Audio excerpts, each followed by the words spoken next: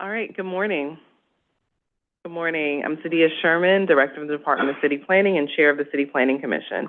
Welcome to today's meeting. We have a packed agenda before us today, including a dozen votes and nearly as many public hearings.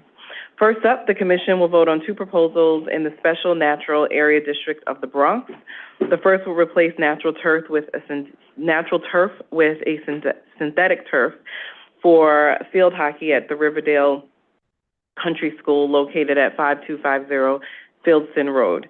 The second would facilitate two new single-family residences at 5211 Arlington Avenue.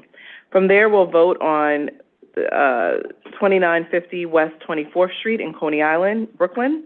This project would create over 400 income-restricted apartments through HPD's ELA program and would include ground floor retail and community facility space. The building would be located around the corner from the B36 and the B74 bus stops and less than 2 blocks away from the Coney Island Boardwalk. Heading to downtown Brooklyn, we will vote on a landmark designation for Public School 15 Annex located at 372 Schermerhorn Street. Built in 1889, the building became home to the Girls Continuation School, an institution that expanded educational, economic, and social opportunities for women, many of whom were first-generation or second-generation Americans. We will then vote on two landmark designations in Manhattan. First, the Church of St. Mary at 440 Grand Street, the oldest Roman Catholic church building on the Lower East Side. Second, the Lithuanian Alliance building at 307 West 30th Street. Since 1910, it has served as the headquarters of the Lithuanian Alliance of America, the nation's oldest continually operating Lithuanian organization. Then we'll vote on a proposed mixed-use building at 7541 164th Street in Hillcrest, Queens. The development would include 80 new homes, nearly 25 of them income-restricted affordable, as well as community facility space. This site is close to the Q65 bus stop and Playground 75. Next, we head to South Corona for a vote on two mixed-use buildings at 5020 108th Street. Together, they would generate nearly 200 new homes, 50 of them income-restricted affordable, along with commercial and community facility space. Tenants will live across the street from the William F. Moore Park, which is undergoing a full reconstruction and scheduled to reopen in the coming months. The buildings would also be near the Q23 and the Q58 bus stops in Flushing Meadows, Corona Park. In Ridgewood, we'll vote on 6302 Fresh Pond Road, a green fast-track project that would create more than 50 new homes, 15 of which will be permanently income-restricted affordable.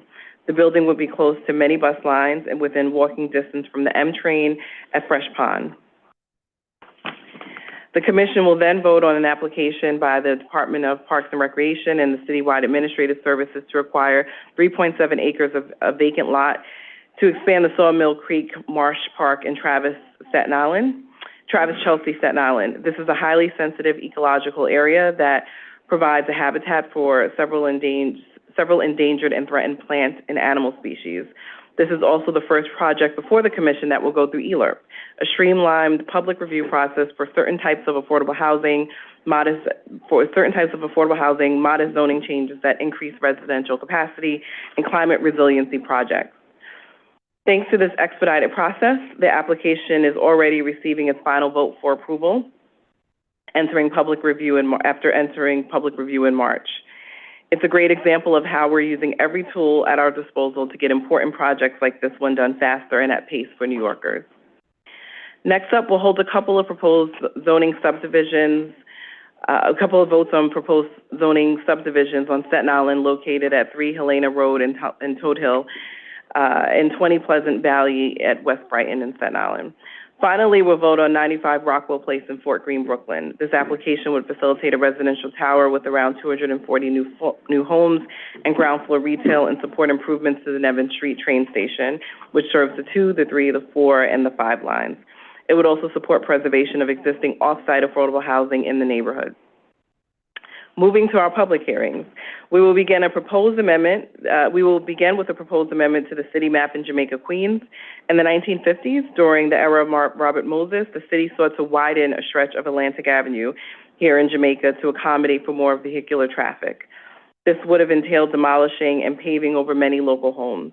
Those actions were never actually carried out in practice, but they did happen to appear on paper, and the city map continues to show them to this day. Now, city planning seeks to demap these unbuilt portions of Atlantic Avenue and the surrounding streets so that the city map reflects the neighborhood that actually exists. As a follow-up action to the Jamaica Neighborhood Plan, this demapping would undo a vestige of car-centric mid-century planning. It would also have practical benefits, allowing people who live in this area to renovate their buildings or build something new without interference with the city map. New Yorkers are also invited to testify on a proposal by the Mayor's Office of Criminal Justice and the Department of Citywide Administrative Services to consolidate Staten Island's family courts operation through a renovation and construction project. 100 Richmond Terrace and 55 Stuyvesant Place would undergo major renovations, while 10 Hamilton Avenue would become the site of a new 8-story court building. Together, these improvements would create a centralized hub for judges, lawyers, and members of the public who rely on family court services. This would also improve on today's arraignment, which faces space constraints, security challenges, and operational inefficiencies. The Commission will also hold a public hearing on an application by the Parks Department and DCAS to purchase a 70,000 square foot lot at 346 Meredith Avenue in Bloomfield, Staten Island, to serve as a parks fleet and maintenance facility. In Manhattan, we will next hold a public hearing on a proposal by the Department of Transportation that would allow them to contract with the Flatiron Nomad Partnership for revenue-generating concessions along Broadway from East 19th Street to East 31st Street in Manhattan. These funds would be dedicated to maintaining public space throughout the Flatiron. The public is also welcome to testify on a proposal from 290 Henry Street on the Lower East Side of Manhattan. This landmark St. Augustine's Church is asking for a bulk modification to construct a mixed-use building behind the church with 130 income-restricted affordable homes. In addition to helping address the city's housing shortage, the project would generate funds for ongoing restoration work on the landmark church. The site is located near the F train at East Broadway, New York City ferry landing, and several public open spaces. Heading to Williamsburg, Brooklyn, we will hold a hearing on the expansion of an existing building into a mixed-use development with around 140 homes. Between 30 and 40 of them will be income-restricted affordable. Located at 200 Kent Avenue, the site sits close to the Domino Park, the New York City Ferry, and the L train at Bedford Avenue. From there, we'll open the floor to testimony on 18910 Northern Boulevard in Auburndale, Queens. This land use action, which is proceeding through ELERP, would facilitate the construction of a building with ground floor retail, second floor offices, and a third floor community facility. Next, New Yorkers are invited to testify about a proposed mixed-use building at 4703 108th Street in Corona, Queens. This development would create nearly 120 new homes, 30 of which would be income-restricted affordable, with ground floor retail and a public indoor soccer field. The site is located next to the Q23 bus stop and 1 block from the New York Hall of Science and Flushing Meadows Corona Park. Notably, this project is making use of the Green Fast Track, which provides a more streamlined environmental review process for small and medium-sized climate-friendly housing projects.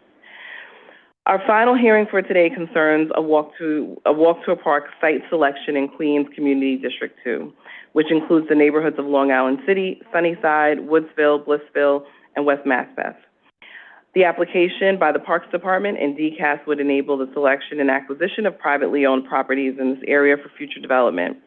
It's part of an ongoing city initiative to help ensure that more New Yorkers live near public parks and close the so-called walk to a park gap. And so with that, I now turn it over to you, Madam Secretary, to get us started.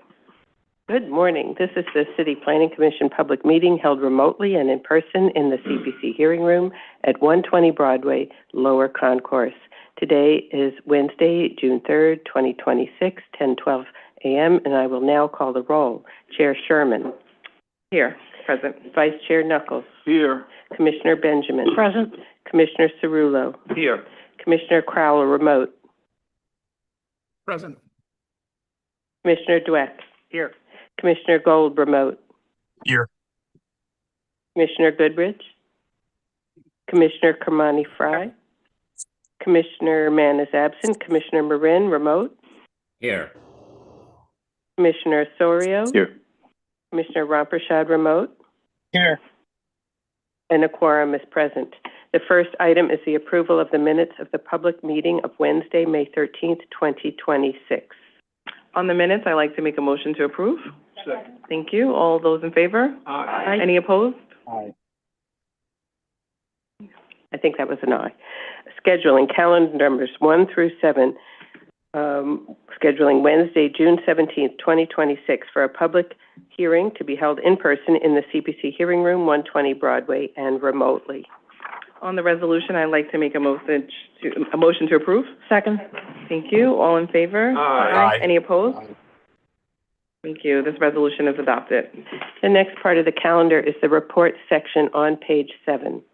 Borough of the Bronx, calendar numbers 8 and 9, Rosefield Resurfacing SNAD, Community District 8, calendar number 8, N260289ZAX, calendar number 9, N260290ZAX, in the matter of applications for the grant of authorizations concerning Rosefield Resurfacing SNAD for the adoption of calendar numbers 8 and 9. Chair Sherman? Yes. Vice Chair Knuckles? Yes. Commissioner Benjamin? Yes. Commissioner Cerullo? Yes. Commissioner Crowell? Yes. Commissioner Dweck? Yes. Commissioner Gold? Yes. Commissioner Goodrich? Commissioner Kermani? Yes. Commissioner Marin? Yes. Commissioner Osorio? Yes. Commissioner Ramprashad? Yes.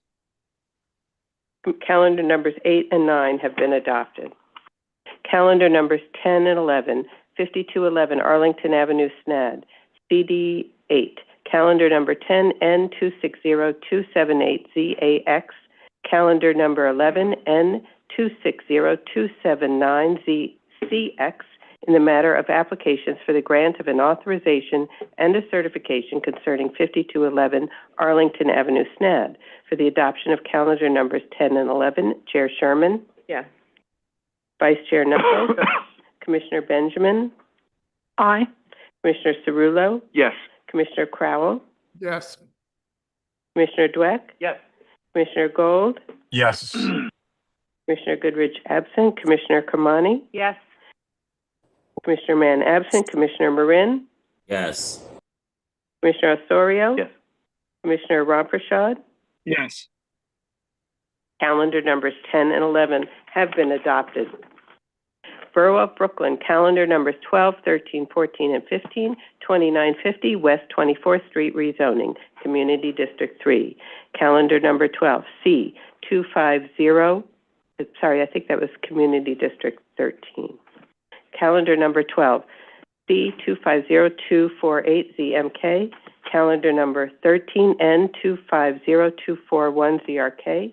Calendar number 14C 250215ZSK. Calendar number 15C 250250ZSK. In the matter of applications for zoning map, zoning text amendments, and special permits concerning 2950 West 24th Street rezoning. For favorable reports on calendar numbers 12, 13, 14, and 15, Chair Sherman? Yes. Vice Chair Knuckles? Yes. Commissioner Benjamin? Aye. Commissioner Cerullo? Yes. Commissioner Crowell? Yes. Commissioner Dweck? Yes. Commissioner Gold? Yes. Commissioner Goodrich absent. Commissioner Kermani? Yes. Commissioner Mann absent. Commissioner Marin? Yes. Commissioner Osorio? I would normally vote against increasing residential density within the floodplain, but from a comprehensive planning standpoint, and in order to restrict residential development in industrial land on the waterfront, we need to maximize opportunities in neighborhoods that can accommodate more density, provided that the necessary resiliency measurements are in place. So I want to thank the department for facilitating that conversation. In this case, beyond the required compliance with Appendix G of the building code, the applicant has committed to building an infiltration system and green roofs to reduce storm flow that I think are important. And in a recent communication, the applicant mentioned the use of the community facility space as an emergency shelter hub for residents of both buildings. So given the public benefits provided by the new, or for the new, but also the existing residents, I vote yes. but recommend amending the CPC report to number 1, memorialize emergency management provisions, as mentioned, and prioritize amending the agreement with HPD to extend rent stabilization from what is listed in the report as a possible scenario to a required action to guarantee net increase in affordable housing. Thank you. Commissioner Ramprashad. Yes. Favorable reports have been adopted on calendar numbers 12, 13, 14, and 15. Calendar numbers 16, 17, and 18. Calendar number 16, N260340 HIK Brooklyn Community District 2, Public School 15 Annex. Calendar number 17, N260338 HIM Manhattan Community District 3, Church of St. Mary. Calendar number 18, N260339 HIM Manhattan Community District 4, Lithuanian Alliance Building.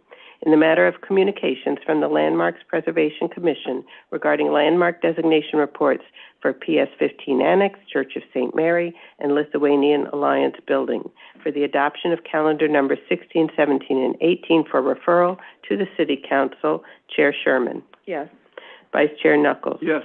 Commissioner Benjamin. Aye. Commissioner Cerullo. Yes. Commissioner Crowell. Yes. Commissioner Dweck. Yes. Commissioner Gold. Yes. Commissioner Goodrich is absent. Commissioner Kamani. Yes. Commissioner Mann absent. Commissioner Marin. Yes. Commissioner Osorio. Yes. Commissioner Ramprashad. Yes. Reports have been adopted to forward to the City Council on calendar numbers 16, 17, and 18. Borough of Queens, calendar numbers 19 and 20, 164th Street rezoning, Community District 8, calendar number 19, C250290ZMQ, calendar number 20, N250291ZRQ, in the matter of applications for zoning map and zoning text amendments concerning 164th Street rezoning. For favorable reports on calendar numbers 19 and 20, Chair Sherman. Yes. Vice Chair Knuckles. Yes. Commissioner Benjamin. Aye. Commissioner Cerullo. Yes. Commissioner Crowell. Recused. Commissioner Dweck. Yes. Commissioner Gold. Yes. Commissioner Goodrich. Commissioner Kamani. Yes. Commissioner Mann is absent. Commissioner Marin. Yes. Commissioner Osorio. Yes. Commissioner Ramprashad. Recused. Recused. Favorable reports have been adopted on calendar numbers 19 and 20. Calendar numbers 21 and 22, 50-20, 108th Street rezoning, Community District 4. Calendar number 21, C250253ZMQ. Calendar number 22, N250254ZRQ, in the matter of applications for zoning map and zoning text amendments concerning 50-20, 108th Street rezoning, for favorable reports on calendar numbers 21 and 22. Chair Sherman. Yes. Vice Chair Knuckles. Yes. Commissioner Benjamin. Aye.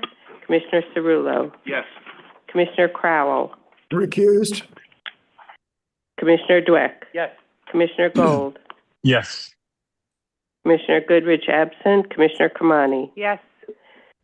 Commissioner Mann absent. Commissioner Marin. Yes. Commissioner Osorio. Yes. Commissioner Ramprashad. Recused. Favorable reports have been adopted on calendar numbers 21 and 22. Calendar numbers 23 and 24, 6302 Fresh Pond Road rezoning, Community District 5. Calendar number 23, C260155ZMQ. Calendar number 24, N260156ZRQ. In the matter of applications for zoning map and zoning text amendments concerning 6302 Fresh Pond Road rezoning. For favorable reports on calendar numbers 23 and 24, Chair Sherman. Yes. Vice Chair Knuckles. Yes. Commissioner Benjamin. Aye. Commissioner Cerullo. Yes. Commissioner Crowell. Yes. Commissioner Dweck. Yes. Commissioner Gold. Yes. Commissioner Goodrich is absent. Commissioner Kamani. Yes. Commissioner Mann absent. Commissioner Marin. Yes. Commissioner Osorio. Yes. Commissioner Ramprashad. Yes. Favorable reports have been adopted on calendar numbers 23 and 24. Borough of Staten Island, calendar number 25, Sawmill Creek Marsh Park Addition, Community District 2, C 260217 PCR, in the matter of an application for site selection and acquisition concerning Sawmill Creek Marsh Park Addition. For a favorable report on calendar number 25, Chair Sherman. Yes. Vice Chair Knuckles. Yes. Commissioner Benjamin. Aye. Commissioner Cerullo. Yes. Commissioner Crowell. Yes. Commissioner Dweck. Yes. Commissioner Gold. Yes. Commissioner Goodrich absent. Commissioner Kamani. Yes. Commissioner Mann absent. Commissioner Marin. Yes. Commissioner Osorio. Yes. Commissioner Ramprashad. Yes. A favorable report has been adopted on calendar number 25. Calendar numbers 26, 27, and 28, 3 Helena Road, Subdivision and Development, Community District 2. Calendar number 26, N260176 ZAR. Calendar number 27, N260177 ZAR. And calendar number 28, N260178 ZCR, in the matter of applications for the grant of authorizations and a certification concerning 3 Helena Road subdivision and development. Chair Sherman. Yes. Vice Chair Knuckles. Yes. Commissioner Benjamin. Aye. Commissioner Cerullo. Yes. Commissioner Crowell. Yes. Commissioner Dweck. Yes. Commissioner Gold. Yes. Commissioner Goodrich absent. Commissioner Kamani. Yes. Commissioner Mann absent. Commissioner Marin. Yes. Commissioner Osorio. Yes. Commissioner Ramprashad. Yes. Calendar numbers 26, 27, and 28 have been adopted. Calendar number 29, 20 Pleasant Valley Subdivision, Community District 1, N260168 ZCR, in the matter of applications for the grant of a certification concerning 20 Pleasant Valley Subdivision for the adoption of calendar number 29. Chair Sherman. Yes. Vice Chair Knuckles. Yes. Commissioner Benjamin. Aye. Commissioner Cerullo. Yes. Commissioner Crowell. Yes. Commissioner Dweck. Yes. Commissioner Gold. Yes. Commissioner Goodrich absent. Commissioner Kamani. Yes. Commissioner Mann absent. Commissioner Marin. Yes. Commissioner Osorio. Yes. Commissioner Ramprashad. Yes. Calendar number 29 has been adopted. Supplemental calendar number 1, 95 Rockwell Place, Transit Bonus Authorization, Community District 2, N260258 ZAK, in the matter of an application for the grant of an authorization concerning 95 Rockwell Place Transit Bonus Authorization for the adoption of supplemental calendar number 1. Chair Sherman. Yes. Vice Chair Knuckles. Yes. Commissioner Benjamin.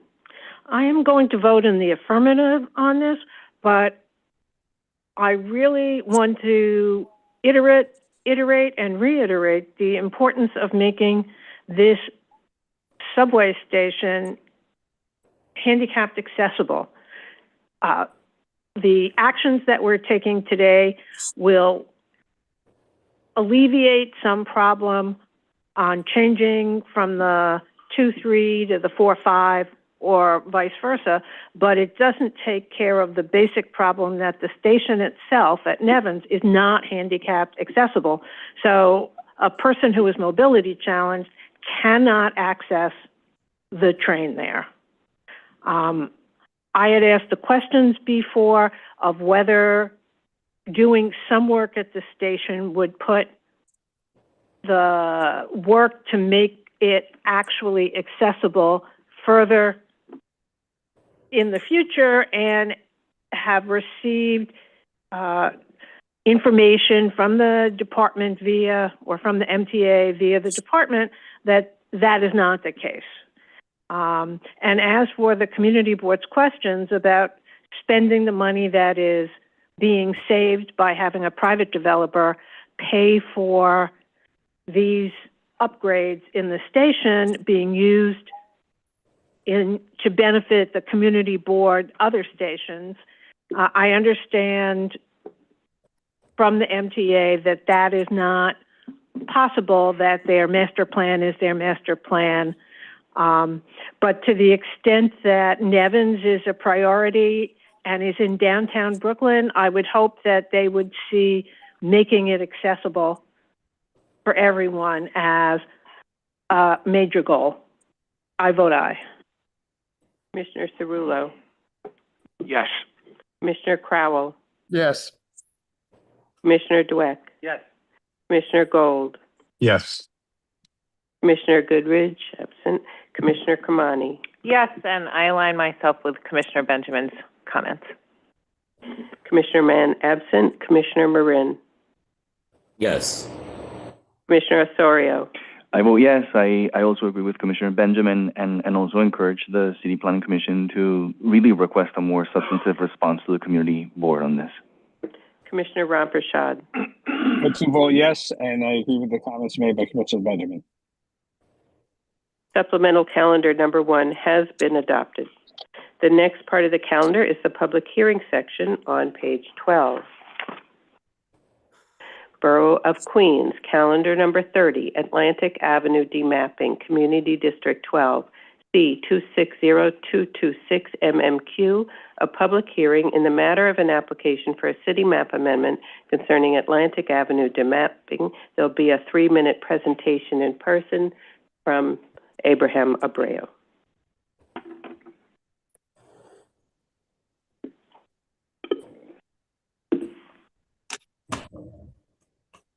Good morning. Good morning. So yes, my name is Abraham Abreu. I am the City Map Team Leader at the Technical Review Division here at City Planning, and I'm happy to be here to talk about the department's application for a city map change along Atlantic Avenue, Community District 12, Queens. So yes, this is an application being brought forth by the Department of City Planning as part of commitments made during the Jamaica neighborhood plan process to make some city map changes along Atlantic Avenue in Jamaica. You can see here an aerial, and the area to be affected is in red, with the 4 main components of this action being called out in orange. Number 1 being the narrowing of the street lines of Atlantic Avenue between Remington and 150th. Number 2, narrowing of 150th Street between Atlantic Avenue and 97th Avenue. And also number 3 and 4, demapping some streets that are on the city map but were never actually built. That being Atlantic Avenue between 150th and 158th Street, and Sanders Place between Atlantic Avenue and 97th Avenue. So why is the department proposing this? So as Chair Sherman alluded to earlier, in the 50s, the city had envisioned a wide, high-speed high throughput automobile connector between the Van Wyck Expressway to the west and Liberty Avenue to the east. So in order to facilitate this, a city map amendment was proposed that widened and extended Atlantic Avenue to provide for building that out and increasing car throughput. This would have been very expensive, a lot of property acquisition, and it never happened. The city has no plans to do this now, but it has left properties with streets mapped over them. And so the department basically wants to correct the city map so that it reflects the actual reality of what the neighborhood looks like. So there's no construction, rezoning, development, or change to street access, utilities, curb cuts, anything like that being proposed as part of this. All property lines and tax lots will remain as they are. But basically, again, this will correct the city map, and properties that are wholly or partially within what is currently mapped street but is not built street would have that street status removed. Having street status on your property comes with some rules and limitations about what you can do on it. And so this would lift those encumbrances from these properties and allow property owners more freedom to do what they want with their homes and businesses under the existing zoning rules, because again, there's no rezoning as part of this. And again, at the end of the day, this means that the city map will reflect the built reality. So we are moving through, the public process here. This was certified in February of this year. We went to the community board and the borough president, both of which ended up passing favorable recommendations for approval. We're here with the commission now, and we anticipate that a city council vote would be in the fall. So that is the summary of this project, and happy to take questions from the commission. Thank you. Vice Chair? Thank you. As you indicated, there's no practical impact on any of the property owners as a result of this. Correct. Have all of the property owners been personally notified of Yeah, so as part of the requirements for a city map change, the applicant, in this case the department, sends out notices to all of the adjacent affected property owners, which was, I think, about, if I look, I think it was about 70 for this, 76. So we send out notices to all those property owners. From that mailing, we got 11 responses back, 8 saying that they supported the project, 3 saying that they wanted more information, so we reached out and we made contact with all 3 of those. Then additionally, the community board requested a bit more vigorous outreach, I guess you could call it. So we, along with them, we did like a walking tour, walked down the entire corridor, knocked on doors, put mailers in people's mailboxes, that sort of thing. And we were able to talk to some more people there. I think so in total, between the on the ground thing and responding to people who called in or emailed about our notices, we were able to directly talk with 15 owners representing about 20 properties. They were all notified in multiple ways. Thank you. Yes. Any further questions? Thank you. Thank you. Thank you for your work on this. Mr. Chair, I'm sorry. I raised my hand late. I have a quick question. Please go ahead. Commissioner Ramprasad. Thank you. I had a similar question as Vice Chair Knuckles. With regards to the deeds on these properties, are there any restrictions, or would the deeds have to be re-recorded once this is demapped? No, they wouldn't. Okay. That's it. But sometimes you see on the deeds, right-of-ways on the deeds itself. So I'm just curious, how does that play with properties in terms of would they have to have that removed, that portion? Well, when the map gets filed, that map change itself gets recorded, but you don't have to go and re-record every single individual property. Okay, thank you. Thank you. Thank you very much. So we will call up members of the public to testify. I see that we have 2 individuals who've registered to testify, so I would just note if there's anyone who is present who'd like to speak on this matter, now is your time to register to testify. We ask that those who are testifying limit their remarks to 3 minutes, after which you will be muted. We also, certainly want to note that while we welcome the opportunity to hear your comments, we ask that everyone carries out courtesy and decorum, and that is observed at all times during the testimony. So I will call up our first speaker, Joel Schmidt.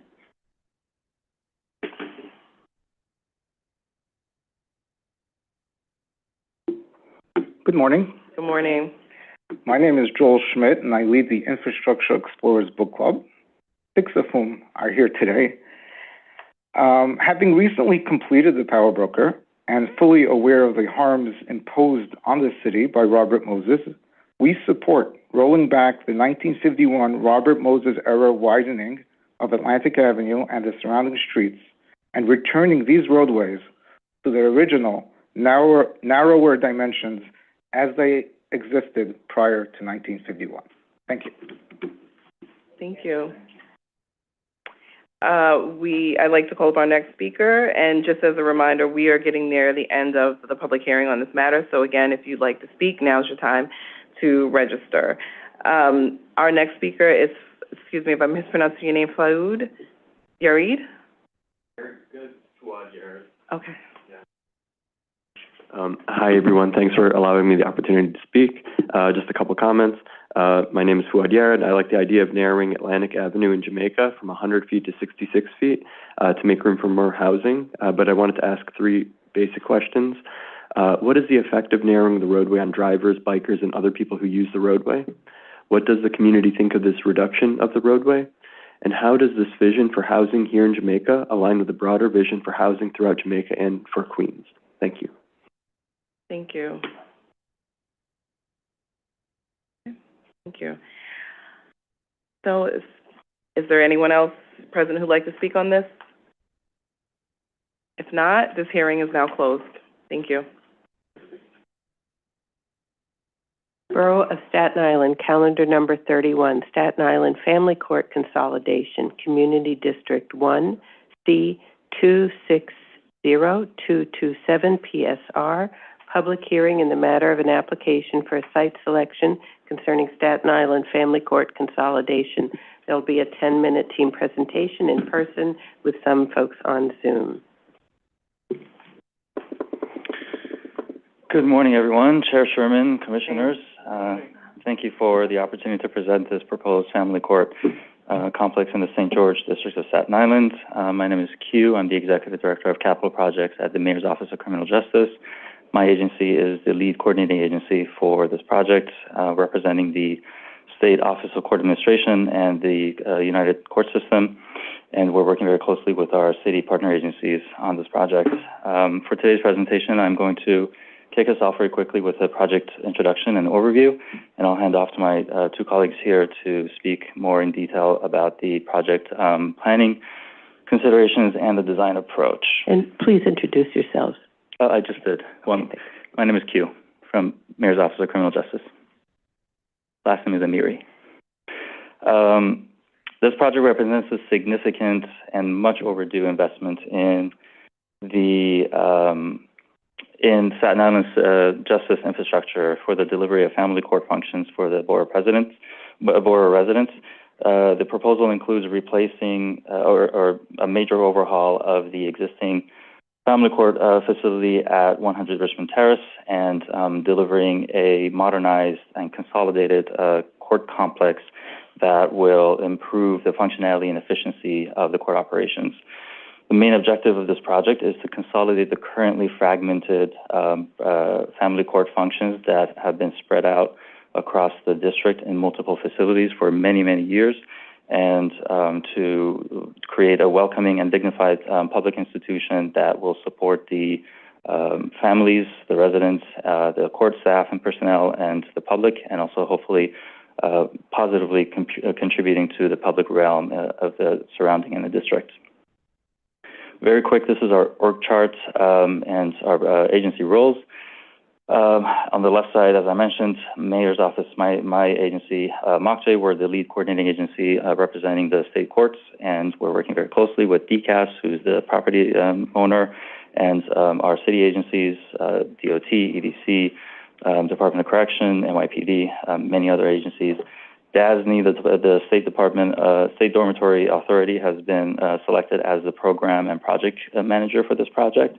And on the right side, this is a design-build bridging services procurement method. And what that essentially means is, for those who are not aware, design-build bridging services is the bridging phase is in essence the combination of conceptual and schematic design phase, where we have Mitchell Jorgula Architects here with us today, who finalized the bridging phase earlier this year, and we're preparing with DASNY to release an RFP for the design build team that would include the architect of record and the contractor with all the sub-consultants under that umbrella shortly in the next few months or so. A quick overview of our timeline. I'm happy to go back to this in details with questions after this.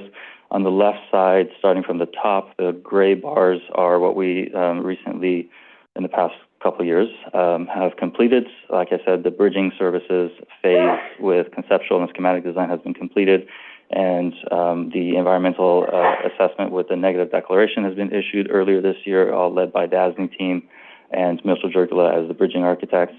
We're currently in the design-build procurement phase with DASNY, preparing to release the RFP for the design-build contract, and once that's issued, we're anticipating early 2027, going into early 2027 for the design-build team to be onboarded and start the design process where Mitchell Jorgula Architects have left off, and go into construction, hopefully by early 2028. It's anticipated to be a 3-year construction project going into 2031, possibly early or mid 31. Sort of in the center of the slide, we're halfway through our YILO process as we stand here today. We've presented the project's conceptual submission to the Public Design Commission and planning to go back to the Commission for preliminary and final design in 2027 once we have the design-build team on board. And last but not least, our public outreach and community engagement. Obviously, it's an ongoing process. We've had multiple briefings and presentations to the elected officials and to the community board, and we'll continue that outreach and engagement with everybody throughout the whole project as we finish construction in 2031. With that, I'm going to hand off to my colleagues. I have with me Matthew Stanley from the State Department Dormitory Authority, who will walk through the zoning and planning considerations, and we have Steve Dietz from Mitchell Jorgel Architects for the design portion. Thanks.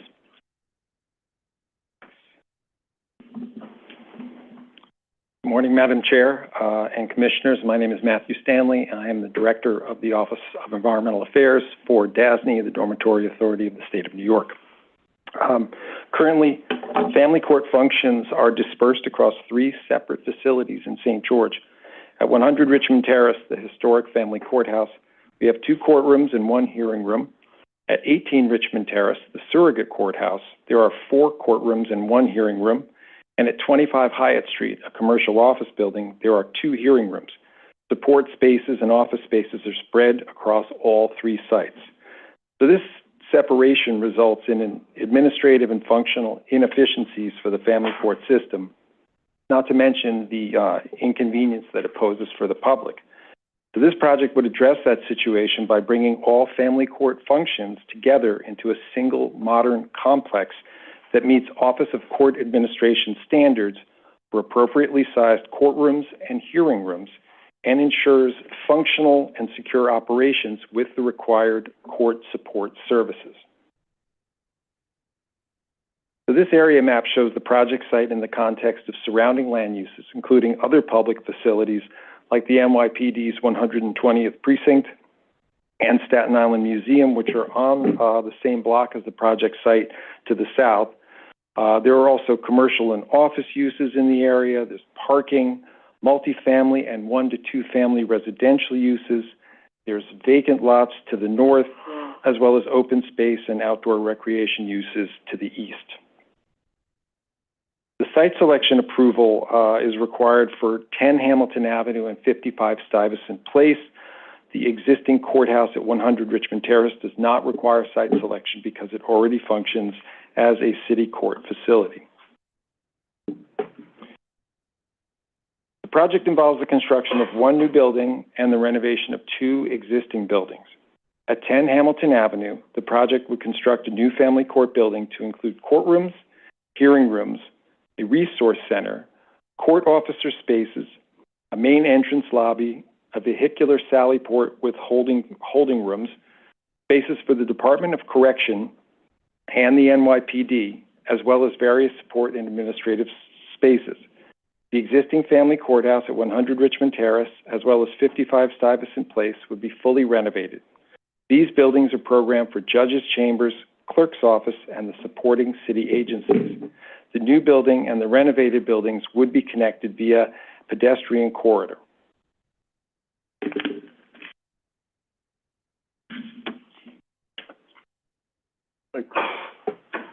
With the last couple of minutes, I'll just, Steve Dietz with Mitchell Jorgel Architects. We've been working on the project with this group for a couple of years now, and we just wanted to end just to kind of give you some images and a feel for where the project is going aesthetically as well as functionally.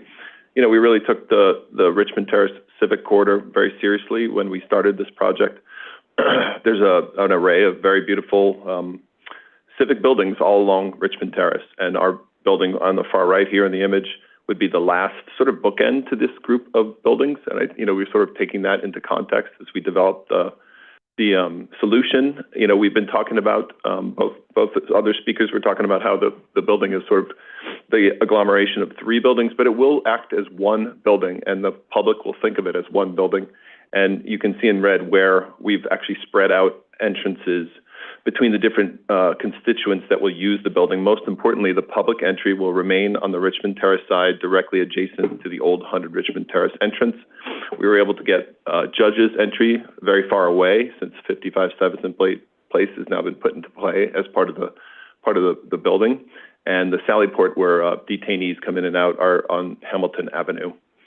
The sort of strategy for the building is, as the public comes in, the most important parts of the program where the public needs to interface will be immediately adjacent to those entry locations. So the Resource Center, Safe Horizon, Permanency Planning will all be accessed off of one floor above the main entry level. And I'm just keeping an eye on this clock here, so I'll move a little quickly, and we can always go back. The second floor, this is sort of a typical courtroom level. You see on the upper side, we've got two courtrooms, the youth part and the regular courtrooms, and adoptions as well. And just some images to flip through. Mainly just wanted you to see this from the entrance side. And these are images as you walk through the building, particularly where the public goes. All right. Thank you very much. Thank you. We'll open up for questions. Commissioner Cerullo. Thank you. Thank you for the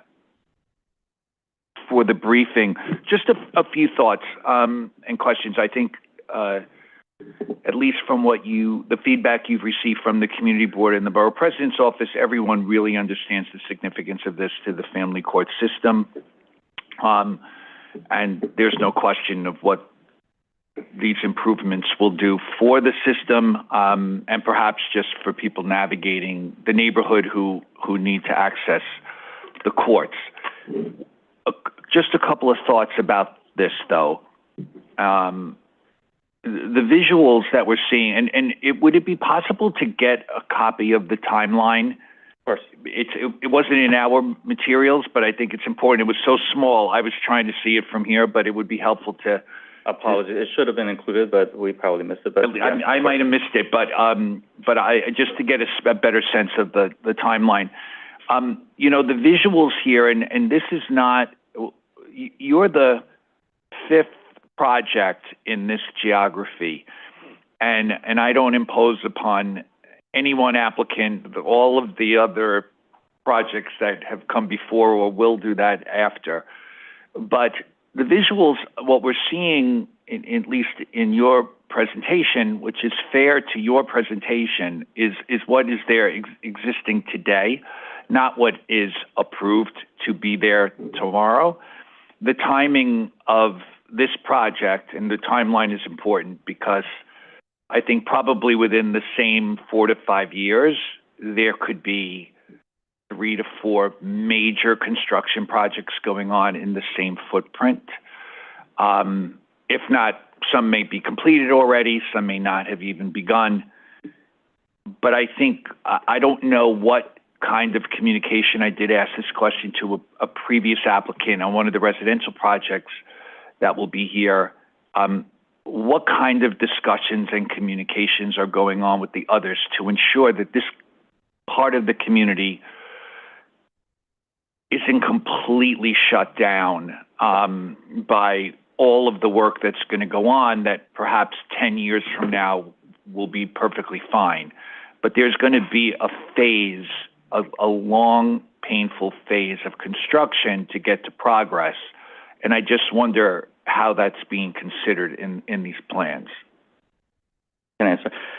Thanks, Commissioner. Yes, we are aware there are a number of projects in the pipeline. We've had multiple meetings with School Construction Authority. They have a potential project.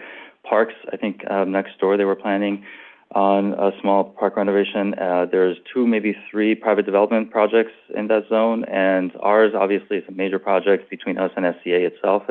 Yes. We're anticipating, unfortunately, temporary impacts to the community. We don't have our contractor on board just yet, but we are very much sensitive and cognizant of that, and no stranger to major projects across the city. And we have DASNY with us, who handle programming and project management for the whole city, for the states. once our contractor's on board with SCA, with DOT, with NYPD, with all the agencies, we've had conversations with EDC as well, and the Parks team as well, where all of them will be continuing to have probably quarterly, if not bi-monthly, standing meetings to make sure we're all aligned and our contractors are speaking to each other to make sure. There's no question how helpful that will be. In fact, it could change the whole dynamic of how this all happens. So I encourage that. It does lead to sort of the question, the issue that has come up at the community board and the BP's recommendation, which is about parking. And I realize there's no parking in this plan. These are except for Richmond Terrace, perhaps, and the Bay Street and Richmond Terrace sort of connection. These are the narrowest streets, old style, original size streets. They've never been widened. There's going to be a great deal of vehicular activity here, regardless of the fact that the world thinks because there's a train nearby that should solve all of our problems. If you know Staten Island, and that's not a reality. Are there discussions? I know the community board has asked or encouraged or required in their approval that there be discussions about parking, as the borough president has.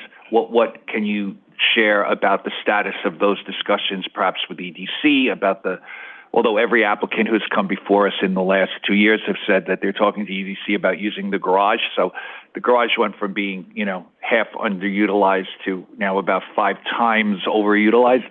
Right. So I just wondered what you could Absolutely. share. We've had multiple meetings, again, specifically about parking with DOT and EDC. They're also well aware and cognizant of the district-wide parking challenges beyond just our project. We, for this project, and as Mayor's Office of Criminal Justice, we're obligated to provide parking for the judges and New York State Judiciary authorized parking on street or off street when we can. So that's the priority for us to make sure that that's not impeding or impacting the community and the residential streets surrounding this building. But we are working with DOT and EDC. It's a little too soon, unfortunately, right now. But the goal with the other agencies is to keep looking into longer-term and permanent solutions for the district to make sure the parking. Yeah, it's going to be necessary. And 2 very quick final wrap-up questions.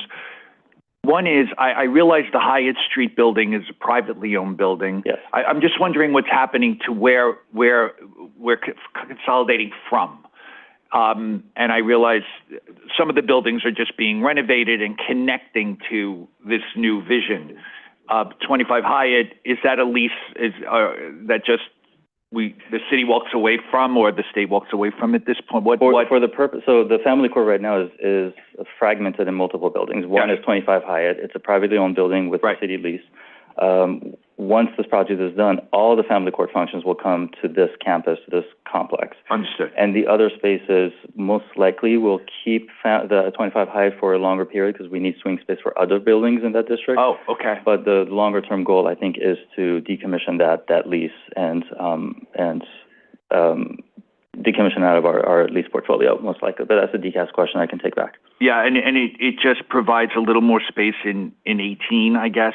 Yes, 18. For the uses in 18. Exactly, and the court and in 18 is also very cramped, and so hopefully we'll get some breathing room, and we'll sort of reconfigure the layout there once this is all done. Familiar with that. Okay, that's helpful. And the last thing, there was one of the renderings showed a loading dock. Could you just describe where that loading dock? It was hard for me to see exactly where it was. I just saw the words loading dock. It's on Stuyvesant, right at the turn of Stuyvesant and Hamilton. If you see on that image up there, that's where the loading dock is. It's going to enter into the 55, it's going to enter into the 55 Stuyvesant building, and that will be sort of DCAS's facilities and maintenance team's landing point with their spaces for that. Forgive me, is that a new access point? Yes.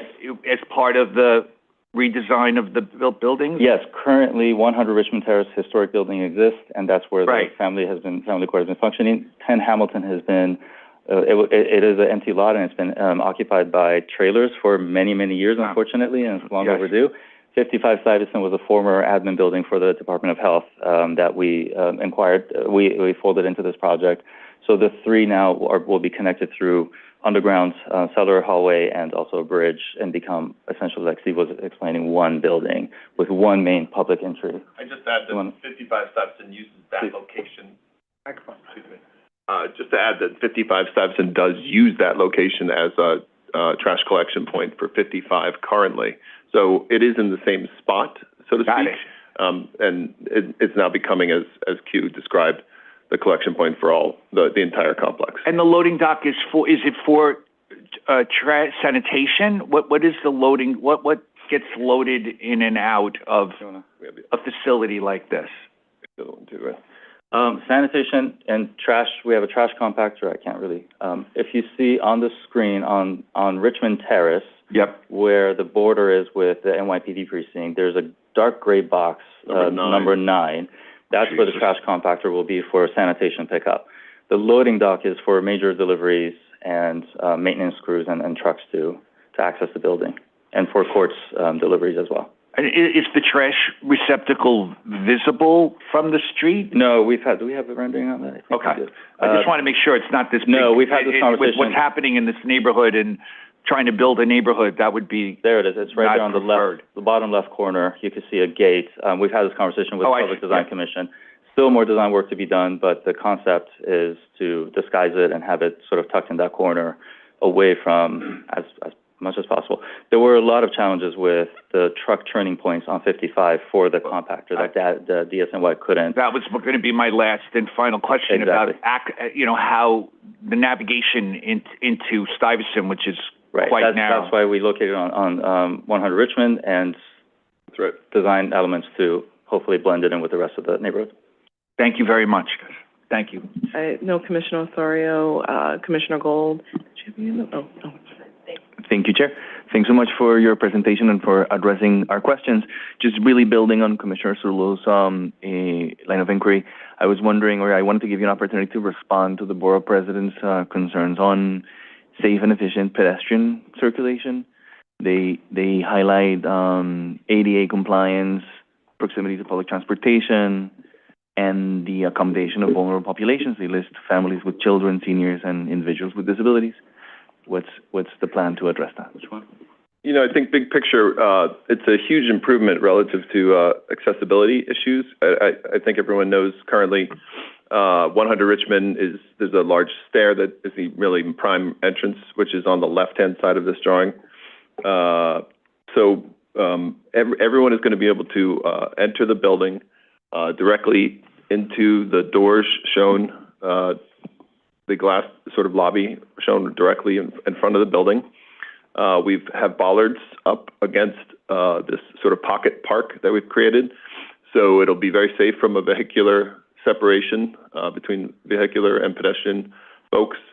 The sidewalk, there's a large pocket park, as I mentioned, just to kind of make sure that people aren't milling about on the sidewalk. We actually created this kind of entry zone.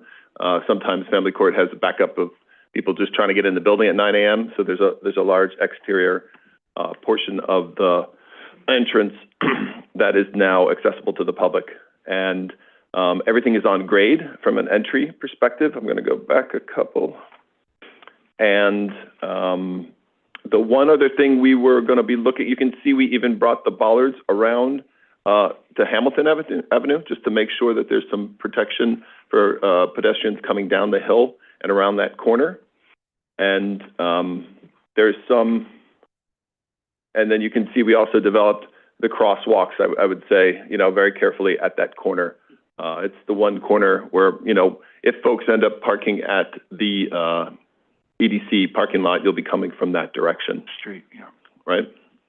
So we think actually, if anything, from a pedestrian perspective, the development of this entry plaza in particular is going to be a huge benefit to safety, comfort, and again, right now, the main entry is up about 35 stairs. Now the main entry will be directly off a grade at Richmond Terrace.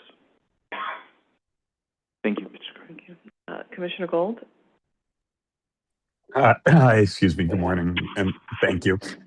Just wanted to also following up on Commissioner Cerullo because he hit on two of the points that are fresh in mind. But the first one, I just wanted to confirm. So on your chart, if all works right, this facility will open 2031, is it?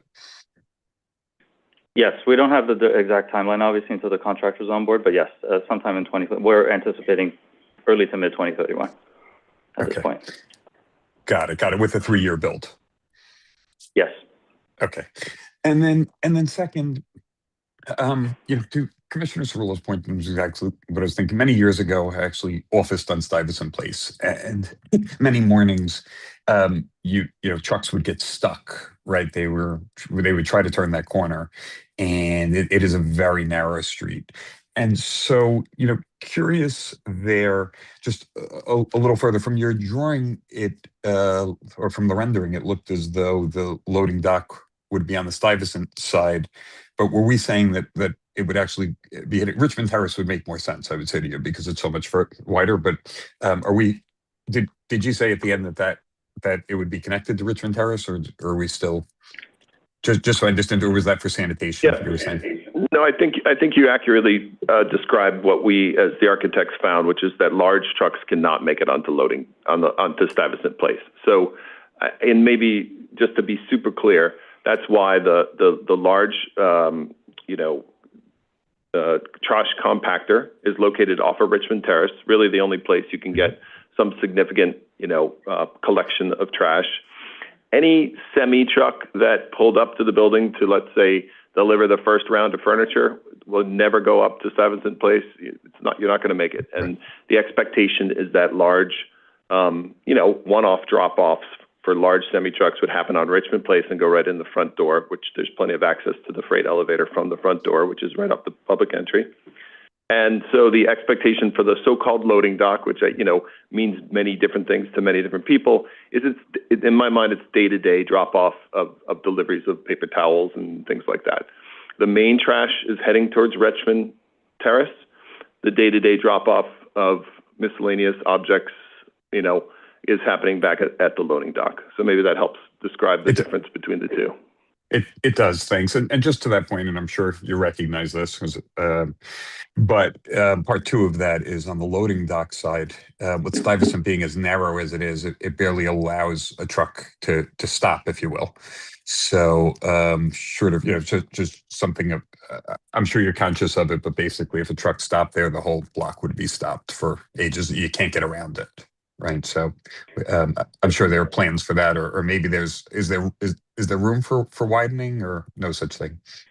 No, you're correct, Commissioner, but we haven't reached that point to coordinate with DOT's OC&C yet, just yet. So when the contractor is on board with our executive architect, Stuyvesant Place is going to have street side parking, but we're not really sure just yet on DOT's guidance for clearances and making sure the turning points are clear and those details. So that's all to come with the design build contract. Got it. Okay, thank you. And then just the last thing, and I hate to sound like a broken record of others, but I would agree with the point that Commissioner Cerullo was bringing up from the borough president on the parking side, because I guess I'm sure you've studied and we've all seen how it draws a lot of traffic, right? Yes, it's a transit-rich environment, but at the same time, there's a lot of staff and then a lot of people, staff, some from other boroughs and people from Staten Island who need to get there and need places to leave their cars. And I would say to you, and I'm sure you're conscious of this, in the last few years, the parking lots that used to be, and many of them at the top of, I'm going to say Hamilton, and at the top of, not Central, I'm thinking Central, but it's not Central, have gone. So it's definitely something that, I would encourage you to think about a little further. But thank you. Understood. Thank you, Commissioner. Thank you. Thank you, everyone. Appreciate it. Thank you, Chair. Thank you. We have one member of the public who is registered to speak, and so I would just also ask if there's anyone else here who would like to speak, now is your time to do so and to register. So I will call up Fuad Yarid. Thank you. Thanks so much for the great presentation. Thank you, Commission, for allowing me to speak, and Chair Sherman. Just a very simple question. When it comes to the various social service agencies that people may be able to connect to, is this connected on the same line as, say, bus line or the line in Staten Island, the train line, for people to easily get from point A to B? I hope those considerations are, thought out. Maybe it's a transportation question or an MTA question, I don't know. But just putting this out there. Besides that, other often used cases for the families that find themselves in family court, whether it's the CPS office in Staten Island or other things. Thanks. Bye-bye. Thank you. I do see Harry Abrams, Mokjay. I'm not sure if you were part of the applicant team or registered to see. Okay, great. Thank you. So unless there's anyone else present to speak, it seems like there's not, so this hearing is now closed. Thank you. Calendar number 32, 336 Meredith Avenue Fleet Maintenance Facility, Community District 2, C260248 PCR, public hearing in the matter of an application for site selection and acquisition concerning 336 Meredith Avenue Fleet Maintenance Facility. There'll be a 3-minute presentation in person.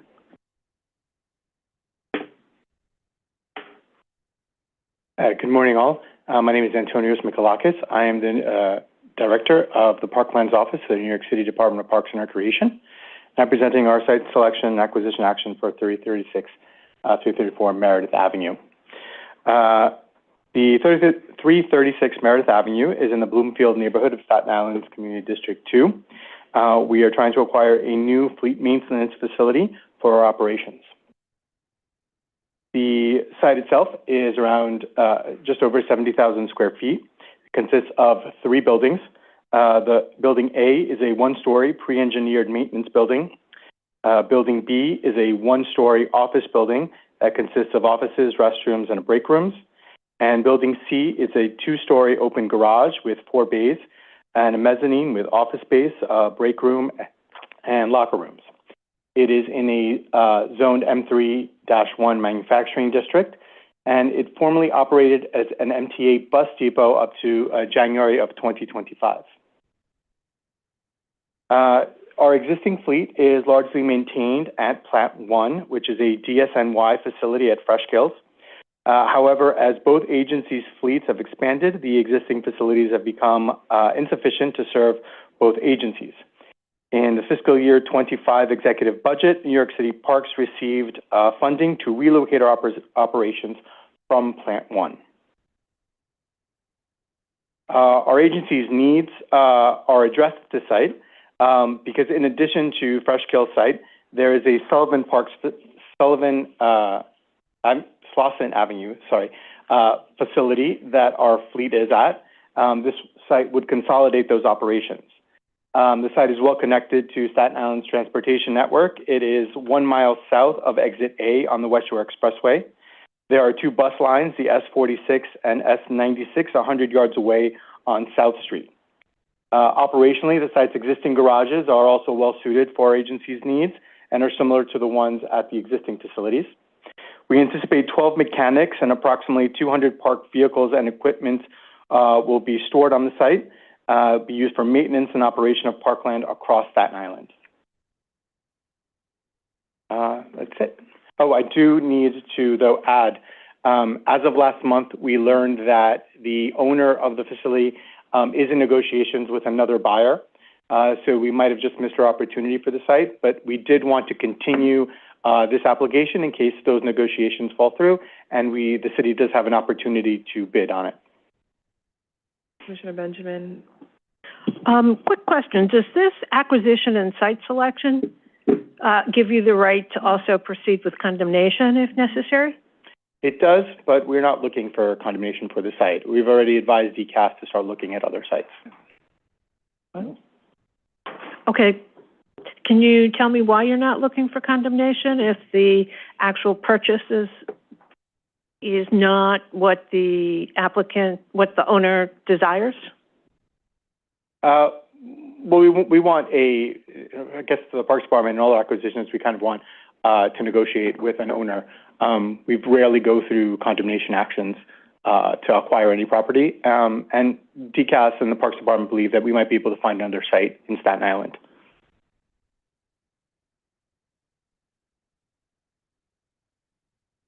I mean, okay, thank you. Okay. Well, yeah, thank you, Chair. I had some general questions about the operation, which I would still have in terms of the kind of activity with 200 parks vehicles, what's actually happening there, what could the surrounding community expect, hours of operation, cars coming and going, what else might be coming and going. It's also a maintenance facility. Are there other trucks or things that might come there or be stored there?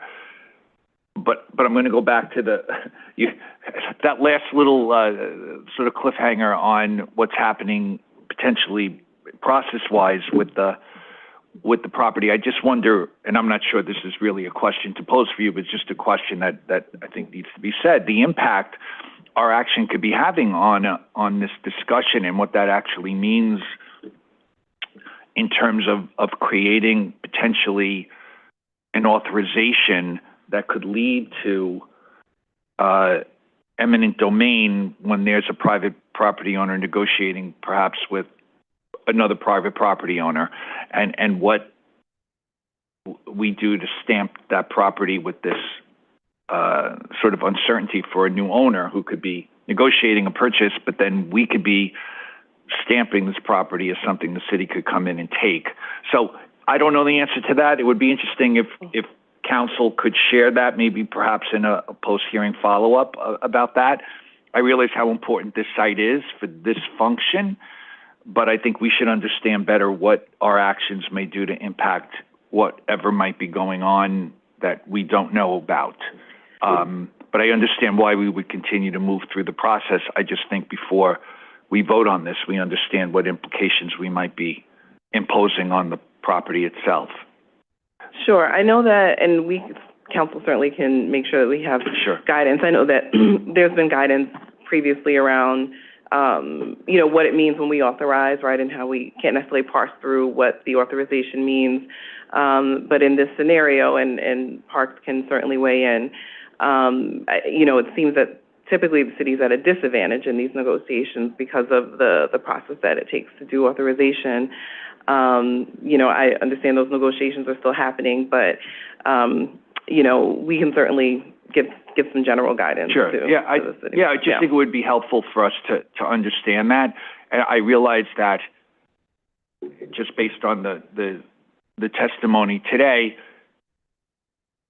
it's going to be very hard to find another piece of property like this to do what Parks wants to do. So there may be a real interest on the part of the city to proceed, and we could be facilitating that in a way that was never what was intended, even though that authority would always exist out of our action. So again, separate. Could we, just on the merits of this, and aside from the process part of this, what does the activity in a consolidated site like this look like? So the site would be the location of a lot of our maintenance fleet. So our trucks, our beach equipment, that will be located there in service at this facility. The hours of operation would be from 7 a.m. to 2 or 3 p.m.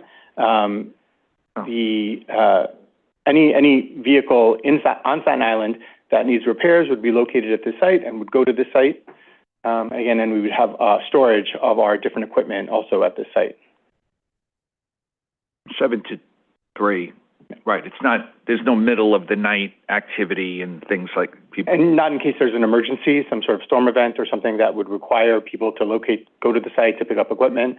That is the only time that this site would operate, outside of really. Is this a 5-day a week? Is it weekend activity as well?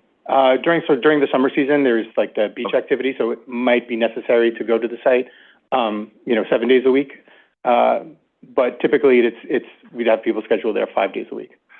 And is there any operational support that the agency or in some joint agency effort in terms of mitigating conflicts on the roadway with vehicles from the community or people just traversing the road to get from point A to point B, and the access point? Is there one main driveway that you would be using? There is. So when you exit off the West Shore Expressway, you can take the exit down about a mile to South Avenue, where that's the entrance point. Yep. To the west of Meredith Avenue, you can sort of see it in the lower left-hand corner. Meredith Avenue dead ends at the west. Yep. There are only more sort of industrial facilities located there. And to the right, if you travel Meredith Avenue, the nearest residential community is about a half a mile away. Mm-hmm. And the Staten Island Expressway separates them. Yeah, between this facility and that residential community, there's about 80 acres of state and New York City wetlands area. So there's a comfortable buffer from the residential area. Clay Pit, is that? Meredith Woods is in this area. Woods? Yes, and the state also has parkland around here. Yeah, I think it's Clay.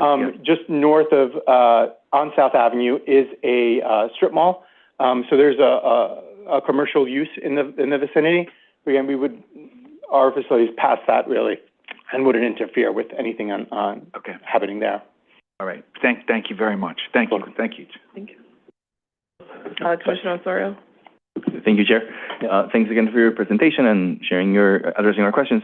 Just a really quick question. So this property is within the 100-year floodplain. Yes. And so I was wondering if you can share a little bit, what are you planning to build, or how do you plan to, a lot of this part of the borough is within the 100-year floodplain, but I was wondering if you can share a little bit, in addition to addressing the needs of the Parks Department, what are the type of public benefits that maybe this is an opportunity to build, again, to protect the nearby commercial activities and so forth? So for these buildings to be built, the previous owner did receive authorization from DEC, and as part of their action, they did mitigation work on the adjacent properties. So this particular property does not touch the water, but there is a berm on the southern end that protects the site from flood. But as far as us being able to do anything on the water, we don't have access to it. It's different private property. And what type of fuel storage or petroleum bulk storage do you need? Is there a need for additional permitting from DEC in terms of that, or not? No, it's not necessary. This won't be a fueling site. Okay, got it. Thank you.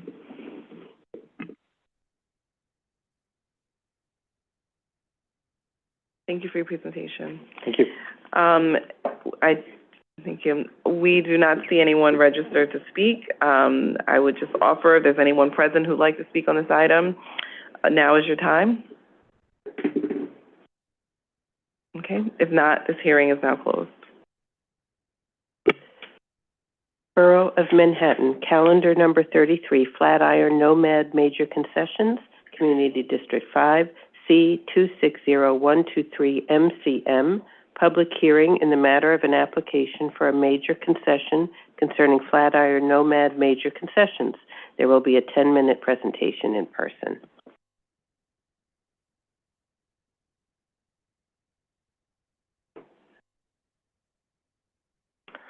Good morning, everyone. My name is Emily Weidenhoff, Assistant Commissioner of Public Realm at the New York City Department of Transportation. I'm also joined by my colleague Kyle Gorman, Director of Programming Partnerships and Operations in the Public Realm team. We're also joined by our public space partner and our plaza partner at Flatiron, the Flatiron Nomad Business Improvement District. We are here today. We have a great plaza along Broadway in Flatiron where we've had a concession agreement with the bid for many years. And as we've advanced design along the corridor, we are coming up on the over 42,000 square feet that, as you know, per the rules, require a major concession ULURP and public review and evaluation. This shows you the area in blue, which has been the long-term plaza and concession agreement that the bid has managed over the years. Much of this space represents the initial plaza that was installed in 2008, 2009. Since that time, DOT, along with the community, has advanced a lot of transformations along the corridor, adding significant amounts of public space that require management and maintenance and operations. And so this action is looking to allow the bid to expand their concession area to manage all of these spaces comprehensively. And you can see the additional area in red and that kind of comprehensive number, 162,345 square feet in green. And this represents the public space that we've created along Broadway that fall within the Flatiron Nomad bid area. Here we see the surrounding land use. This area is vibrant mixed use district that really sees a lot of demand and users of public space and public realm. This area also falls within the recent Midtown South rezoning area, again, where we're looking to add more residential and therefore really complementary design of our streets as public spaces to support more residential uses.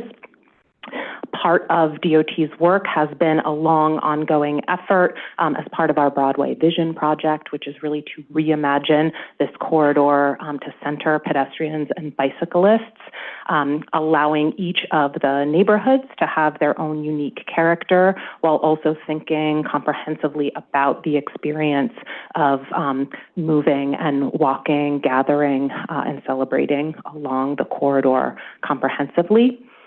These are a set of photos that walk us through from the south to the north, the current conditions that are on the street. All of these improvements have been done over the years with our rapid response paint and gravel tools.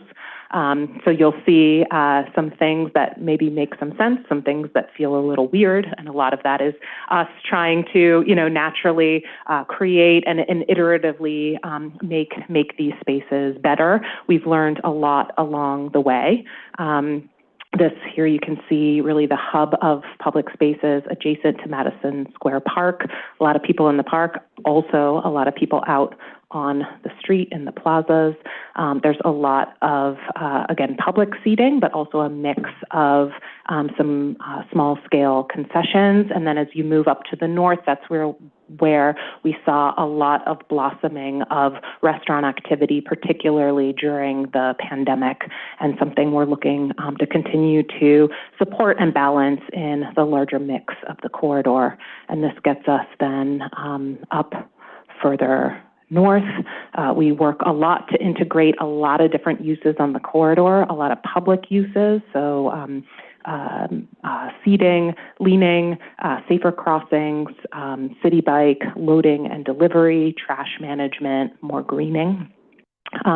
The other moment that we're in that aligns really nicely with this major concession is that we do have the long-term capital project fully funded, and we are advancing that project into final design. So that allows us a really great opportunity to, again, allow this comprehensive concession model to then line up with the full reconstruction of the corridor.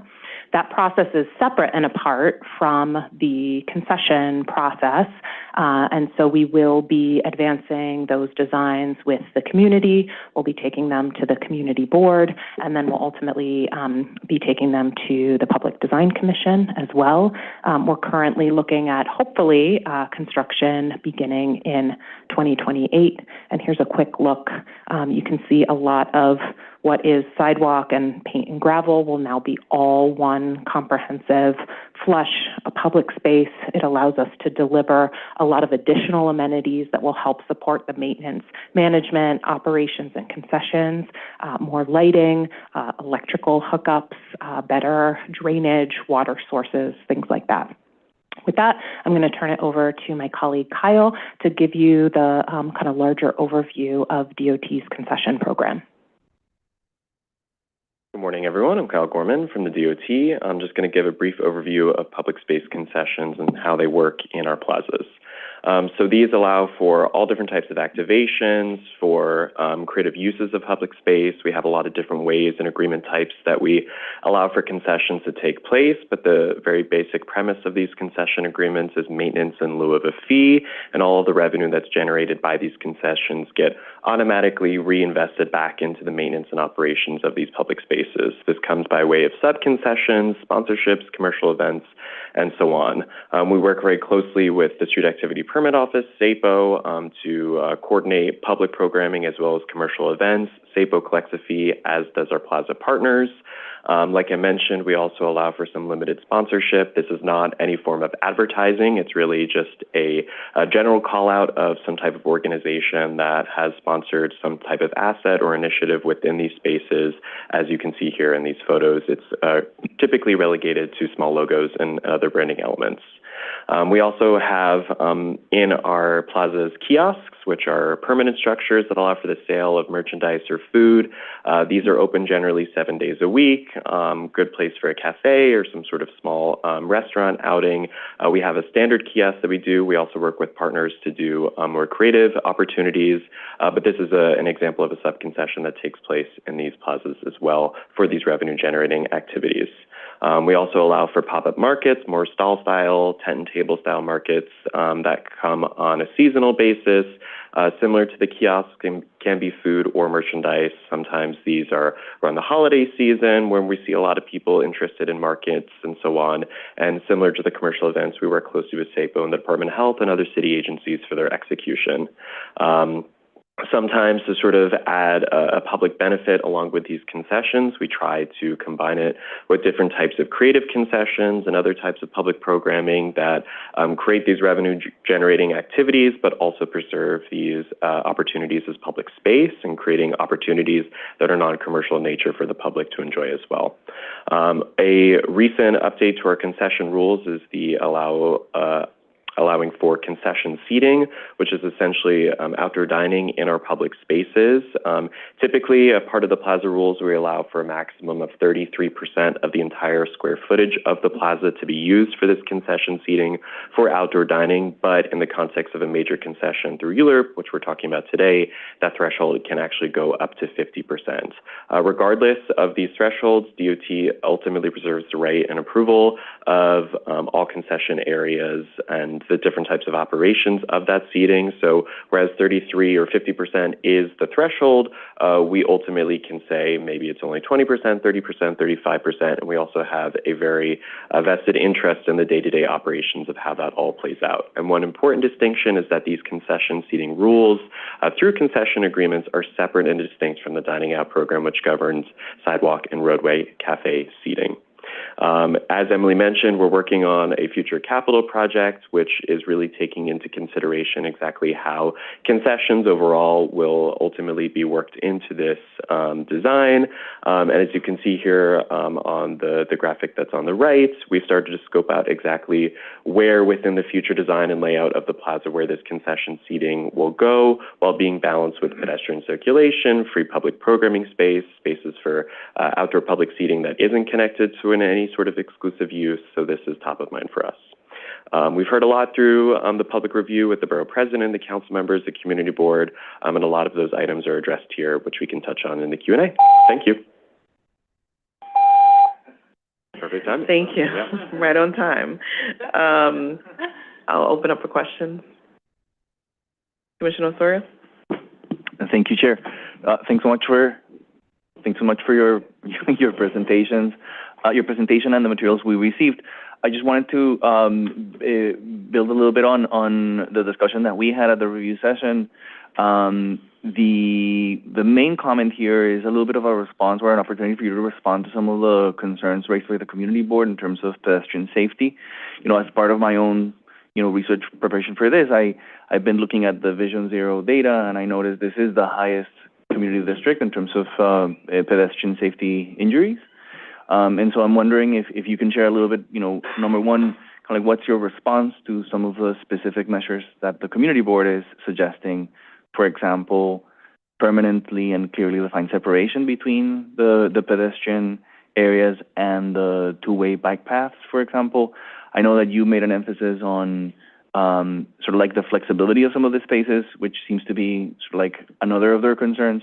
Just in general, I'm wondering if you can share a little bit, what is the general approach to addressing pedestrian safety at a point where we are expanding the concessions, which are related but different conversations, just for the city, for us to have an understanding of, how do we support and engage in addressing the goals that you've laid out, but at the same time address something that seems to be emerging here as a problem.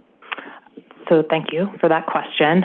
We care deeply at DOT about safety, and a huge part of the Broadway Vision project and a lot of the design and engineering along the corridor has really been about slowing speeds. We know that slower speeds lead to less severe injury and support greater safety outcomes.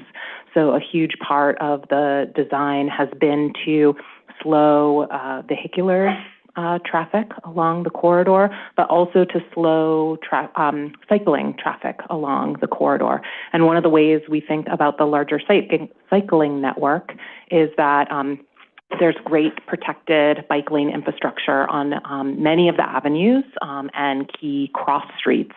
And so what that does is allow us to think more specifically about how cyclists interact when they are mixing with a lot of different users, people walking, tourists who maybe are not fully aware of where they are, of people sitting and dining, or people sitting in a free seat, for example. There are a lot of different speeds.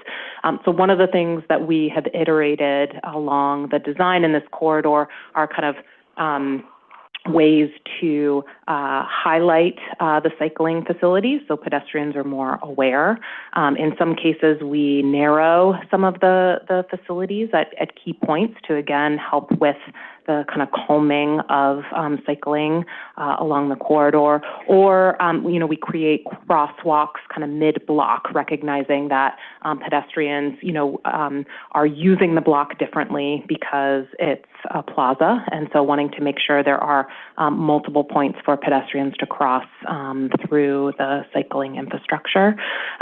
So that is something that we'll be able to reinforce and I think deliver even kind of clearer and stronger benefits in the capital project.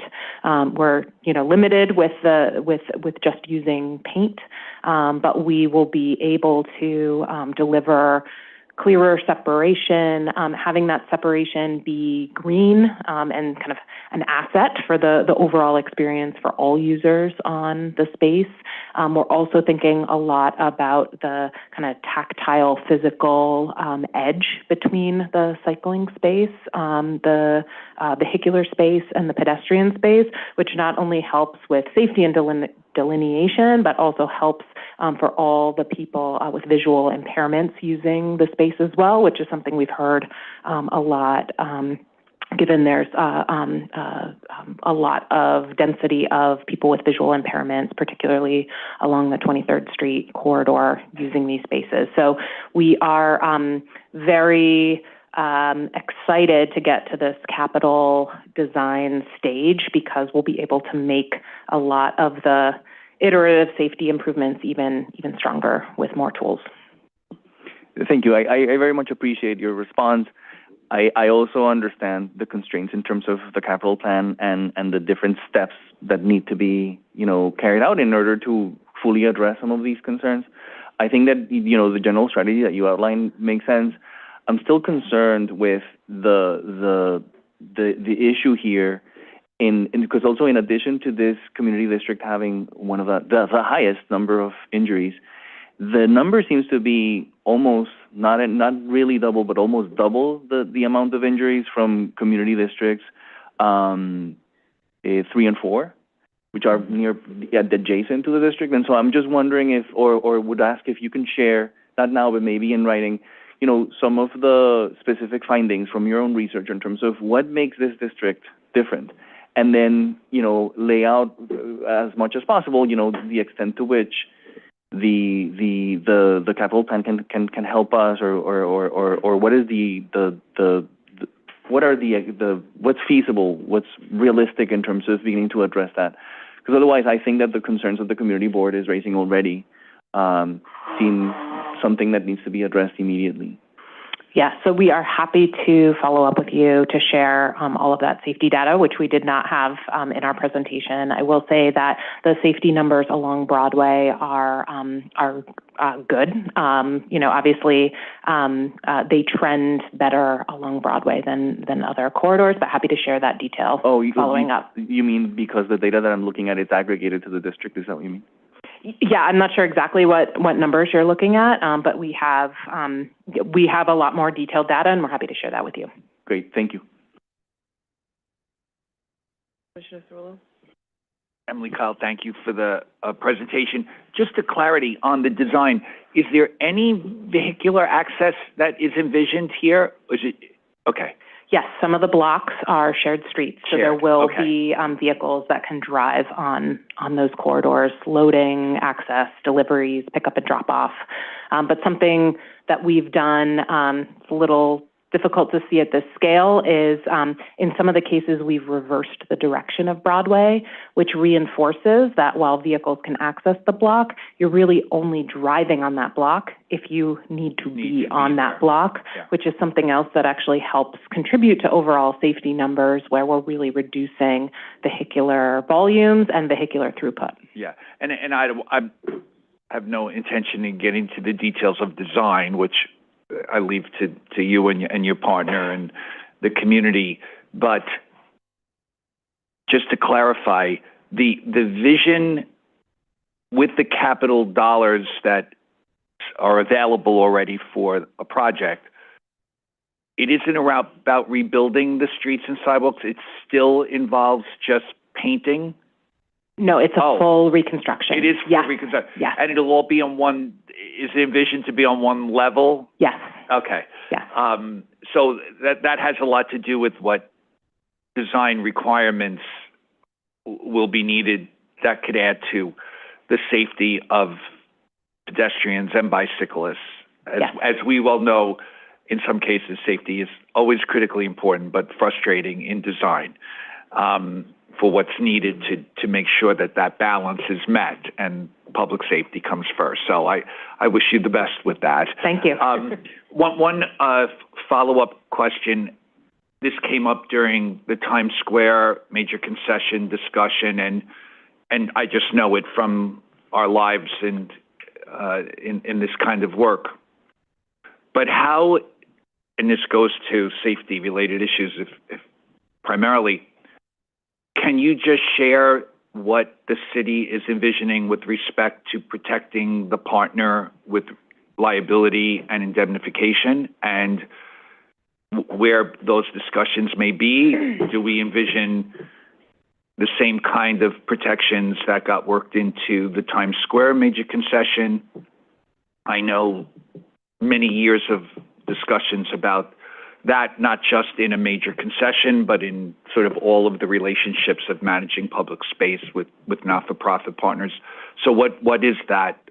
Where is that in the story? What's envisioned? Maybe it's done, but I just would be interested in understanding that. Yeah, thank you for that question, because as you know, that piece is incredibly important to make sure that all of the investment we're delivering and designing these spaces, actually we get a return on that investment, because the operations and kind of health of our partner is so important to the mix. So we have, as I mentioned, an active concession agreement with Flatiron Nomad now. As part of this process, we will advance a new revised agreement with them. That concession agreement does come with a whole set of adjustments that we have discussed within the city and across many of our partner organizations, most notably the Bid Association, because it's primarily business improvement districts that have these concession agreements with the city. Mm-hmm. And so we are very interested in kind of learning, what went from a kind of theory of how we need to manage and protect these spaces spaces, and then how things actually play out over time, because we are going on, more than a decade of having these agreements out in the real world, managing them in a lot of different neighborhoods. So we have delivered some key benefits that we, are directly in response to what we've been hearing from our partners. One of the big ones is that for the insurance requirements for our partner, that is capped at a certain number, because we want to make sure that the insurance our partners are getting for the space is something that can protect them. But at the same time, we're not looking for it to just, drain them of funding and resources. As many of you know, a lot of these lawsuits and litigation can go on and on and on. So we've done a lot of work to create these caps so that there's a kind of responsible level of insurance without it being too heavy of a burden. We also have different buckets of insurance that are based on the kind of size and scale and level of risk of our public spaces. So a public space like this that is huge, that is in a very busy part of the city with a tremendous amount of activity, we are kind of having our higher insurance requirements, but for some of our more neighborhood outdoor borough-scaled public spaces, we do offer kind of lower insurance brackets because it's a smaller space, not as many people, things like that. So yes, this will include all the latest and greatest language that we have kind of worked out through the dialogue with our partners. Good. I'm glad to hear that. And even in that response about insurance requirements, those are still burdens that are being put on the partner. Those are the partner's obligations. I just want to ensure that the city's coming to the table with their obligations and protections so that all these great public spaces don't put partners out of business. Yeah. We're in a litigious world, as you know. Some of it's completely illegitimate in terms of what people get sued for, but I'm glad to hear that those and will be a part of the long-term plan here. Yeah, absolutely. And I will just say, the public realm in New York City continues to evolve. So we also see it as like an ongoing conversation and dialogue. And it's really important for us at DOT that we don't just build these spaces and walk away, but it really is long-term partnership with amazing partners like Flatiron Nomad, who we have here today, and others throughout the city. And it is really important to have a robust feedback loop. So we are really understanding what's happening on the ground and can be filtering that into the way we approach the management of these spaces. Thank you. And thank you both for the work you do for the public realm in our neighborhoods. Thank you. Thank you. Commissioner Benjamin? Hi, that discussion about the insurance brought up an interesting point for me. First, the city's still on the hook, though. If I, God forbid, I'm hit by a bicycle on our space and then fall over a piece of street furniture and I'm injured, I would sue everybody, including the city. And in the end, if our partners have limited insurance, the city is on the hook. Is that correct? So it really comes down ultimately to a matter of fact, right, in each individual case. And what we've really tried to fine tune with our agreements for our plazas is to really make it super crystal clear what our partners are doing in the spaces. And then everything else is left to everybody else. Sometimes that's the city, sometimes that's the state, sometimes it's a private property owner, right? So we have a lot of the conversations have been to try to sharpen and make crystal clear what the partner's responsibility is versus other actors in the public realm. But if the award exceeds the insurance? Only again, in a case where the partner is actually found liable, which in many cases is not the case, right? So a huge part of the conversation that we have as a city is how do we make sure if, based on the facts of the case, if the partner is not responsible for that thing, then how can we kind of pull them out of the lawsuit as quickly as possible, because it's a drain on a partner that is really, right? So your example of a cyclist, right? Our plaza partners are not responsible for cyclist activity. Our plaza partners are also not responsible for the design of our cycling infrastructure. So we would look to, in that case, if the cyclist action did something, we're trying to have an agreement that makes it super clear, even if that happened in a plaza, it's not our partner's responsibility. And so the rest of that lawsuit would proceed with the other parties involved. Which would be the city in. Correct. All these spaces, yes, all these spaces are in the public realm and on DOT property under DOT jurisdiction. And how, in these discussions, since many of them involve the controller's office, since you can file a claim with the controller's office before you move to litigation, and the controller and corporation counsel can settle the claim before it ever gets to a court. And how does that work in these plaza situations? Since I assume a lot of the things that might happen are relatively small in nature and could be easily settled as a claim in the controller's office. So I'm glad you bring up that question. Another huge piece of the support for our partners is to have really good communication between the DOT legal team, between our partners on the ground, and between the city law office. So we are in regular contact. Our partners, per their agreements, are required to report conditions on the ground. So if they see something, if there's an incident, if there's a notice of claim, our partners directly report that to DOT, and then we communicate, our legal team communicates that with the city law department, and that is a really important and robust conversation to help kind of get visibility on what are the facts and where might responsibility and risk be, and try to play that out as quickly as possible so people don't get kind of bogged down by what can be a long process, and that is costly. And how would the public come to know where, if I trip and fall or whatever happens, how do I come to know where to go? So I would, from my experience, most lawyers in New York City know very well where to go.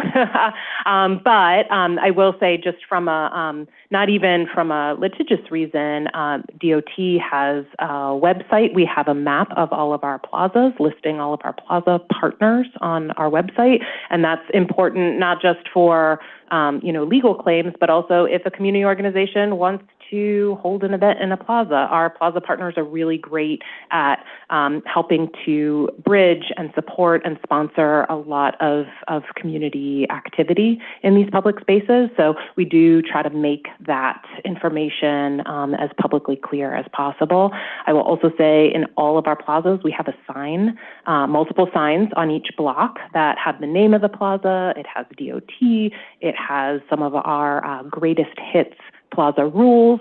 It welcomes people to the space. So that's another way that people can kind of understand who's managing it and which agency's space it belongs to. And I would just maybe recommend, if it's not there, if I want to report a problem in the park, in the plaza, that there be some way in the plaza to indicate where and how I do that. Yes, so we do have a whole set of information. We work with the 311 team to make sure they have all the connections. So whether it be through DOT's community communications, whether it be 311, those any specific issues, complaints, people telling us they love our spaces, that all comes to us, and that gets filtered through a process and response. Is there something in the park that tells somebody? Yes, there is a sign. Yes, there is a sign. And we also encourage folks to reach out to 311 on that public sign as well. Thank you. Yes. Thank you. Thank you for your presentation and for your detailed answers. Appreciate it. We do not have anyone registered to speak on this topic. So if there is anyone who would like to speak on the item that's been presented, this is your opportunity. Would you like to come forward?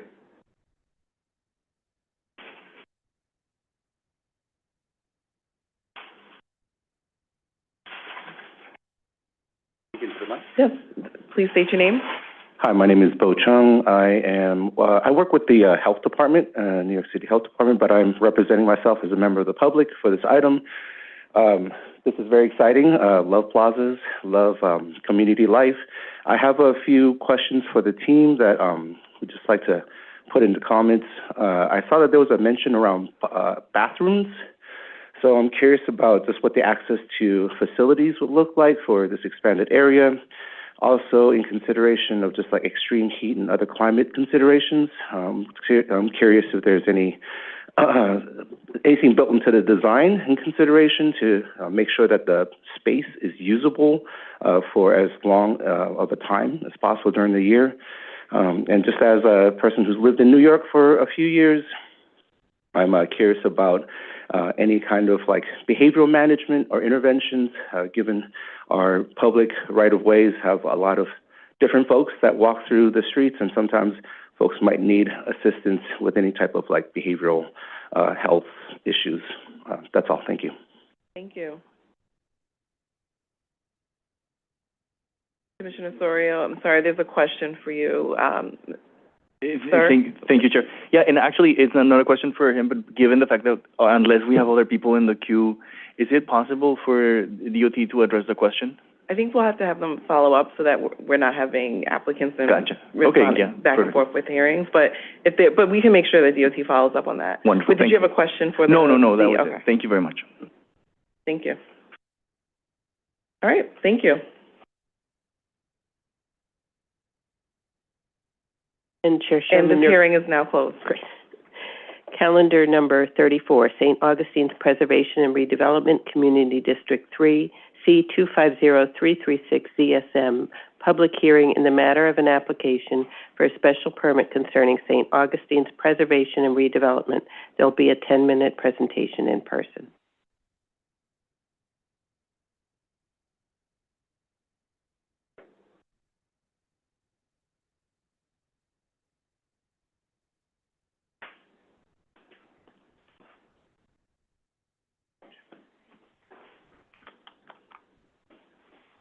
St. Augustine team in the room?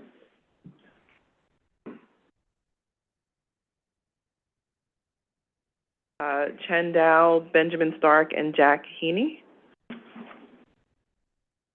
Good morning, afternoon, Commissioners. My name is Ben Stark. I'm a land use attorney with Hirsch & Singer Epstein. I represent the applicant team. It's a joint venture between Fulcrum Properties and NFW Group, working in close collaboration with St. Augustine's Episcopal Church, the landowner in the heart of this project. Today, the team is presenting an application for a special permit under Section 74-711 of the zoning resolution. It's an entitlement that allows for the modification of certain bulk regulations for zoning lots containing a designated New York City landmark. And in doing so, critically obligates the applicant team to restore the landmark to a first-class condition under the jurisdiction of the Landmarks Preservation Commission. Here, the landmark restoration of St. Augustine's Chapel and the resulting entitlement of a new 100% affordable housing building rising adjacent thereto are really not separate goals. They are bound together in a single approval. I'm joined today by Jack Haney of the joint ventures Fulcrum Properties in Chindow, Glasgow, of RKTB Architects, the architect of record for the new affordable housing building. Additional team members not present today include reps from St. Augustine who had a scheduling conflict. We have McGowan Builders, I believe they're actually in the crowd here, and they're the project's GC, together with Lee Saltzman Architects, the restoration and preservation architects for the chapel, and Henry Street Settlement, whose role will be summarized in a moment by Jack, who will also walk you through the church's history and the affordable housing program, and later I'll return to cover site context and the zoning framework, including the necessary waivers that are being sought. Thank you, Ben. Good morning, Commissioners. St. Augustine has served the Lower East Side for nearly 200 years, and since this project's inception, we've had three core goals. First, to permanently preserve this historic institution. Second is to financially secure the congregation's future. And number three is to maximize and deliver 100% affordable housing in partnership with HPD. St. Augustine Church is a designated landmark, actually one of the first in the city. The approved restoration plan fully restores the church to a first-class condition, while the new building will have a ground floor annex space, which, when combined with the historic church, will make St. Augustine's home ADA accessible and 100% electric. This combined space will allow the congregation to expand their mission and continue serving the community in Lower East Side for generations to come.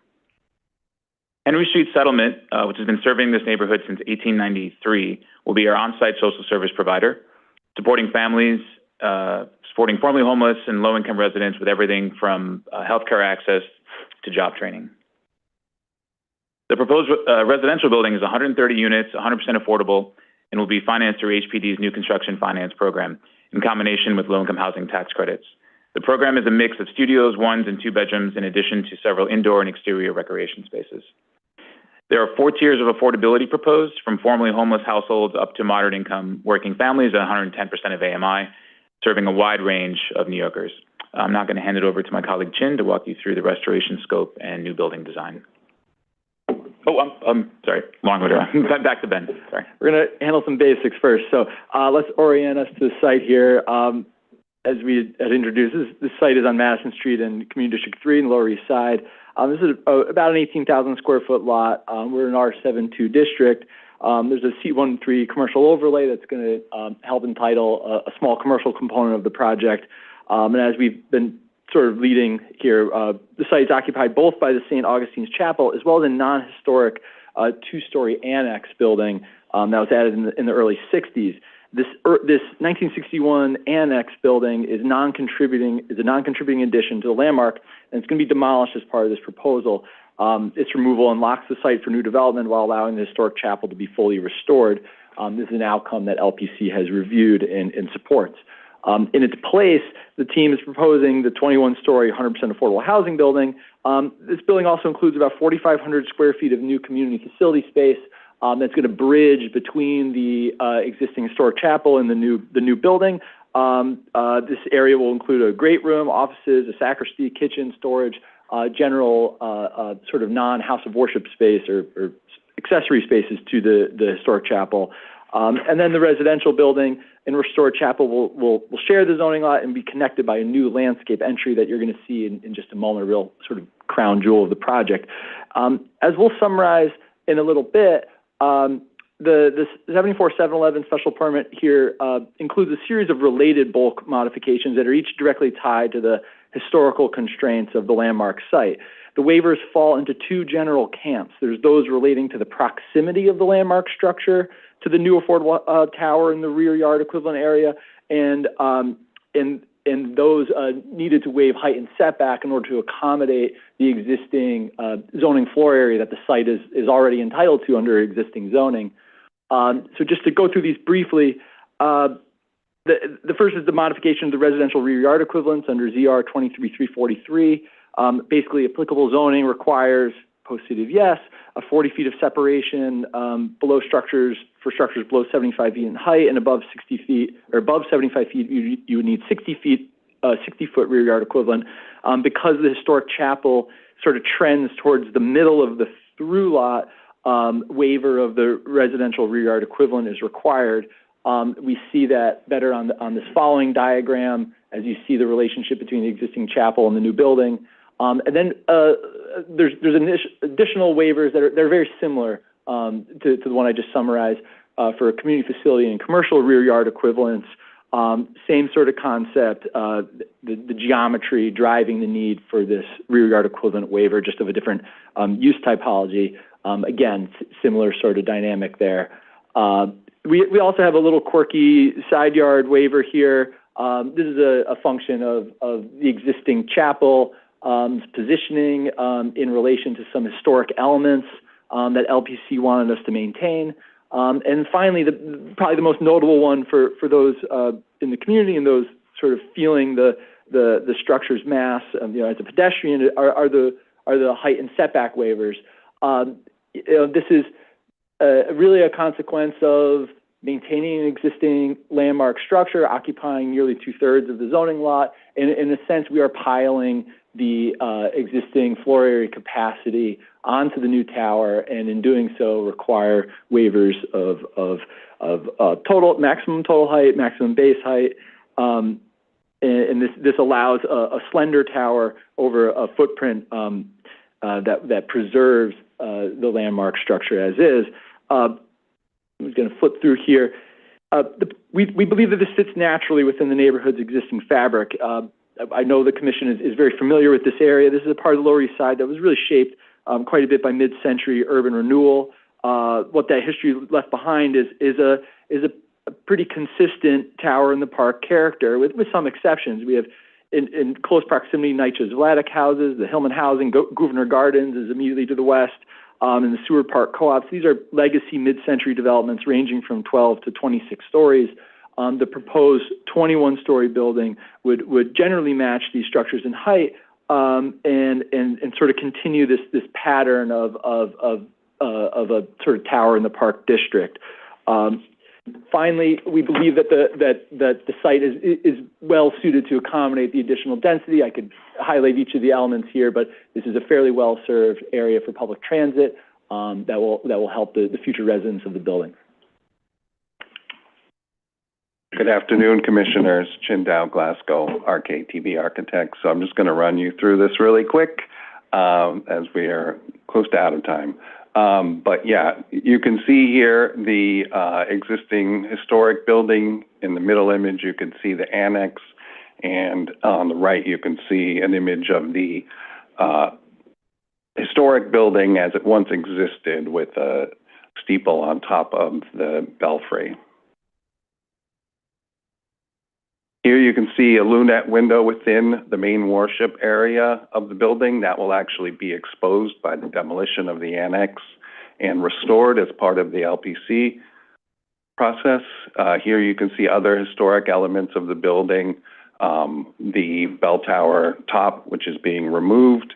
Here you can see the rendering of the annex building that was done in the early 60s, but you can note that they intended to build the steeple in the back, and that never got built. Here you can see a historic portion of the building as it was designated, and we can talk about what's being restored here. The doors and the balustrade is being added to the top of the building, and that will be maintained in perpetuity. The historic building windows on the side will be replaced, fully renovated with long-lasting windows. The top, and I'll get to the new building. The building is approved by Landmarks. It was meant to be a background, really, for the church, as you can see here, using some of the elements. Okay. And that's it.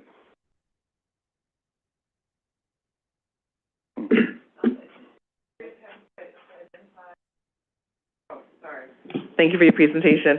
I understand Henry Street will be in the community facility space. Have you identified tenants for the commercial spaces, or do you have uses in mind? So we have not. Obviously, we're still a bit early in the development process, but our strategy is to keep the commercial space rent as low as HPD will allow us to do, so we can maximize potential tenants. And we'd be looking for both nonprofit and neighborhood retail users, and being mindful too that we're right across the street from Vladeck Homes, which is very underserved by all sorts of retail or nonprofit spaces. So again, have not committed, but we're trying to keep our options open, and keep the rent as cheap as possible. Thank you. Any questions? Commissioner Osorio? Thank you, Chair. Thanks so much for the presentation, and I just wanted to say two things. One, I very much agree with the Borough President in terms of, commending you for the creativity in terms of maximizing affordable housing here. The second one is, can you share a little bit about what are the sustainability measurements that you have, considered so far? Are there going to be any renewables? What's the standard of energy efficiency and so forth? Sure. So being an HPD finance project, we'll be meeting and exceeding enterprise green communities. We're working with our sustainability consultant, Stephen Winter and Associates, to look at a passive house scenario for the tower.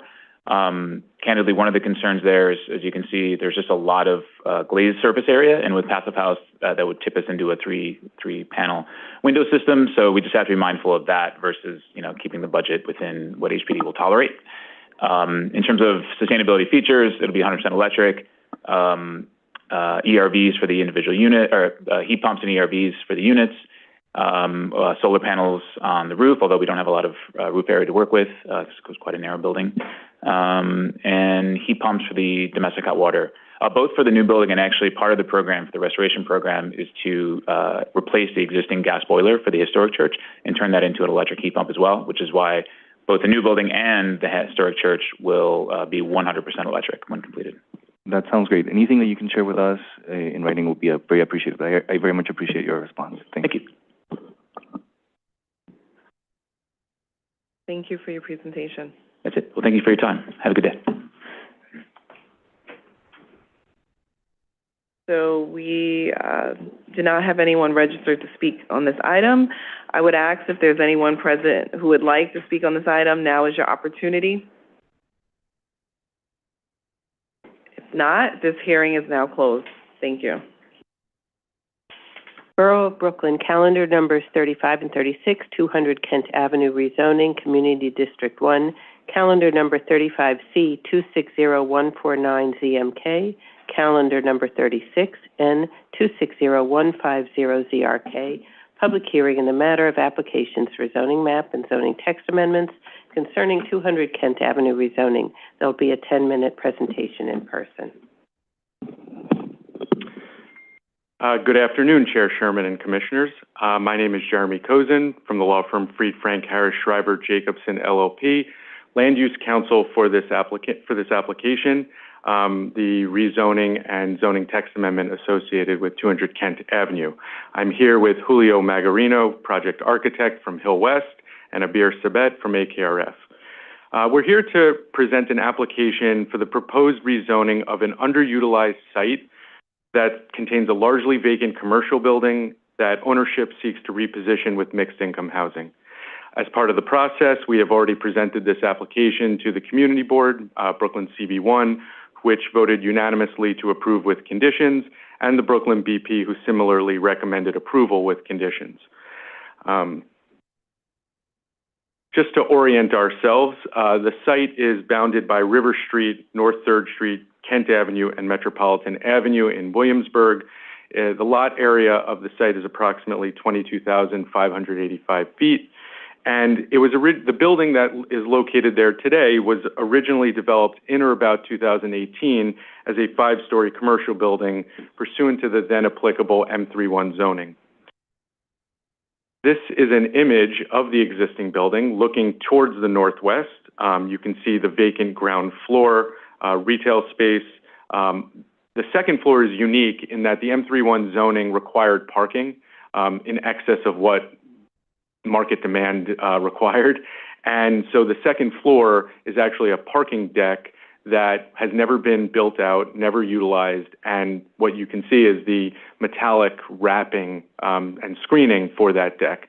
Above it are 3 commercial office floors, most of which are vacant.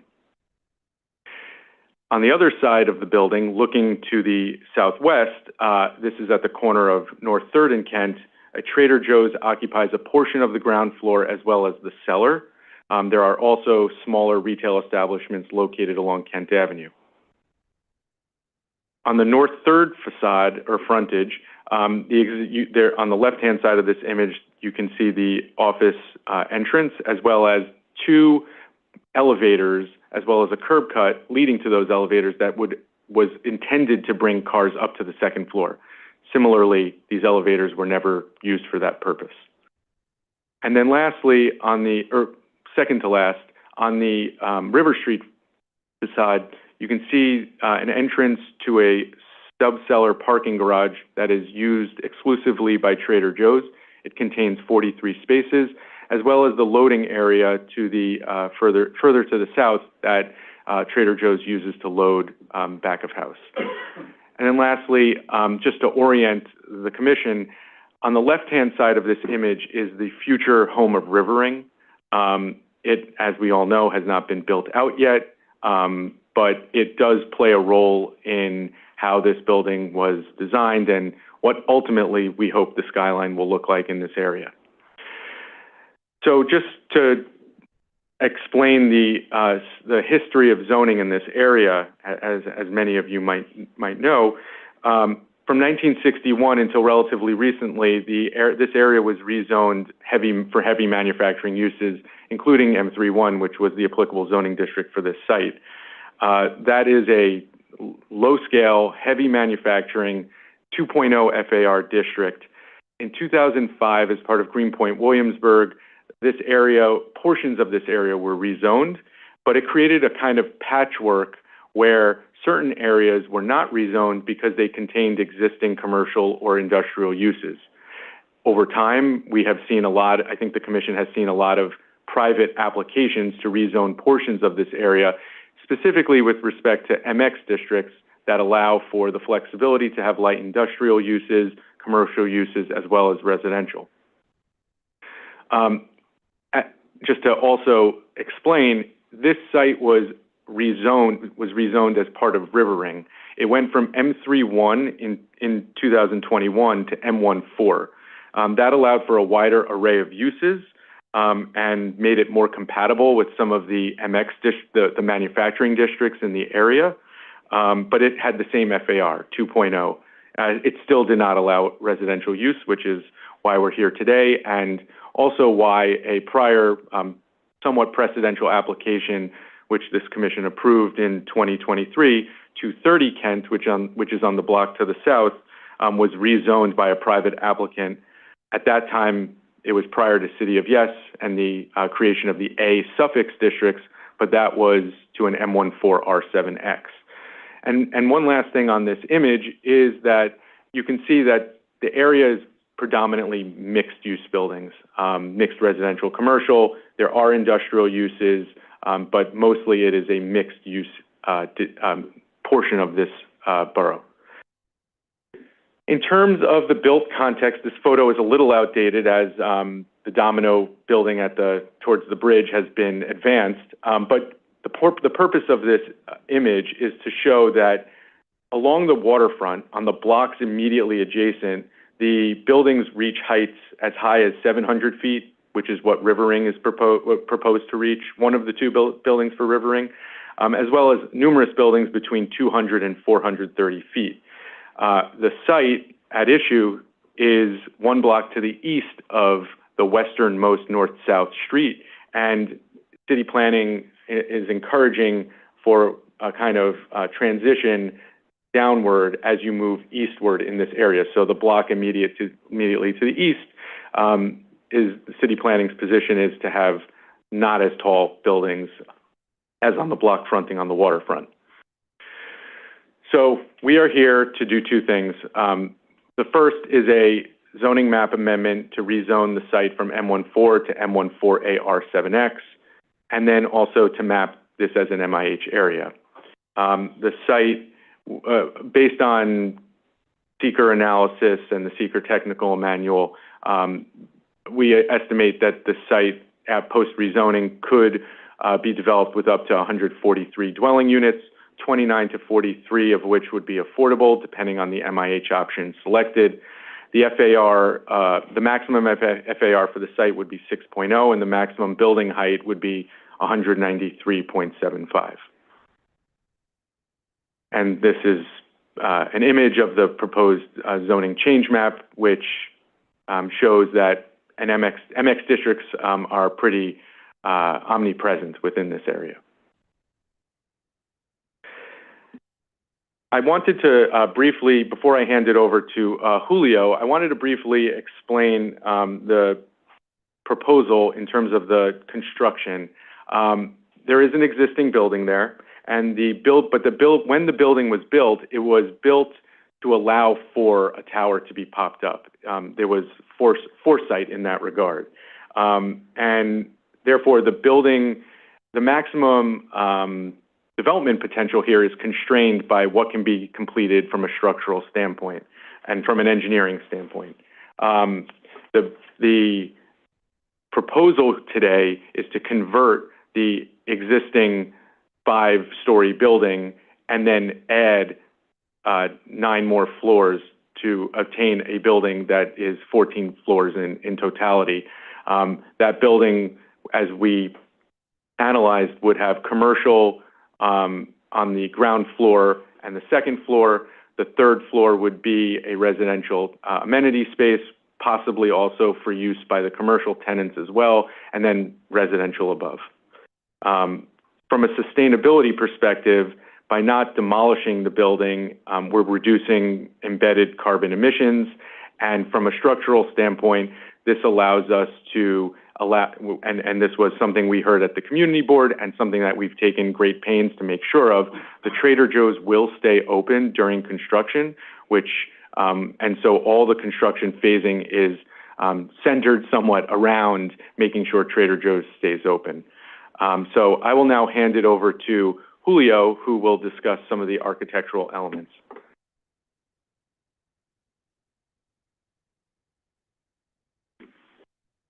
Good afternoon.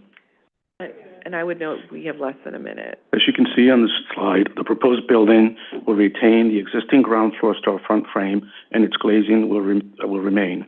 The existing metal panels will be replaced in kind with the brushed aluminum metal finish. The existing second floor currently has solid and perforated metal panels, which were constructed as screening for the previously required parking. The applicant proposes to reclad the facade with the curtain wall and metal panels, same as the ground floor. The existing 3rd through 5th floors currently have a curtain wall system. The applicant proposes to reclad the facade with the window wall metal panel system. Thank you. Thank you for your presentation. We'll open up for questions, and you may be able to also, show us some of the slides we didn't get a chance to see. Sure. Are there questions? Commissioner Osorio? Thank you, Chair. Thanks so much for the presentation, and I appreciate the sort of brief overview of the zoning history here. In fact, what I wanted to ask you is basically if you can respond a little bit to some of the comments submitted by the board president, specifically, what's been the extent to try to attract light manufacturing into the proposal. As you noted, this has been sort of an intentional component of the recent rezoning. I think there's been consistency in terms of, especially in this block, to maintain that, perhaps as a buffer, but in general, sort of alluding to the history of land use changes here, which seem to be compatible with what you're proposing. So I'm wondering if, number one, you can share with us what's been the extent of that, and to what extent can the City Planning Commission be useful in terms of achieving that goal? Sure. So thank you for that question. The non-residential spaces will be tenanted out, and ownership has received inquiries for those non-residential spaces. In terms of efforts that are in process, the ownership can commit, in line with what the borough president asked for, to reach out to different community organizations such as GMDC, Evergreen, other organizations that focus on siting and assisting light manufacturing uses in this area that may or may not be able to compete with some of the retail and other non-residential tenants that have expressed interest to date. We don't want to lose that flexibility to have light industrial here. That's why we're keeping it from we're keeping M14, just adding the suffix because that's a preferred district by the department. We know this is a priority of the BP, and while we don't necessarily have a preference on the tenant mix, we are open to light industrial uses here, and we'll continue to have those and commit to having those conversations with those organizations and hearing out any light industrial tenants that may be interested. Thank you. I appreciate your response. I know that, there's a genuine interest to balance the mix. in addition to partnering with anchor organizations that can help you advertise and attract these tenants, I also encourage you to consider ways to cross-subsidize rents for light industrial tenants. Again, this would be, as you mentioned, in line with the history of the rezonings. The second quick question is, the borough president also suggests increasing the amount and depth of affordability, and so again, building on the change in use and so forth. And so I'm wondering if you can share with us, what do you see could be possible here in the context of your response to the previous question? Yeah, I think in terms of the affordability, in terms of additional units, we're working with the council member to discuss which MIH option makes the most sense for this neighborhood. The applicant is open to, various different options, and it's my understanding the council member has mapped multiple options in the past. But I think that it's a small building. It's not that many units, and the MIH program and trying to increase the amount of affordability beyond that is something that we're open to thinking about, but it hasn't been raised until I know the community board mentioned it as they do in almost every one of their resolutions, but we are open to discussion on that point. But it's we haven't had that discussion yet. Is my point. Fair enough. As you prepare to having those conversations, I very much encourage you to maximize the public benefit either on the affordability side or hopefully on both the affordability side and the retention and the industrial retention component of this. Understood. Thank you. There are no further questions. Thank you for your presentation. Okay, thank you. Is there anyone here who'd like to speak on this item? Hearing no speakers, this hearing is now closed. Borough of Queens, calendar number 37, 189-10 Northern Boulevard rezoning, Community District 11, C250331ZMQ. Public hearing in the matter of an application for a zoning map amendment concerning 18910 Northern Boulevard rezoning. There will be a 3-minute presentation, and I believe the applicant is in Zoom.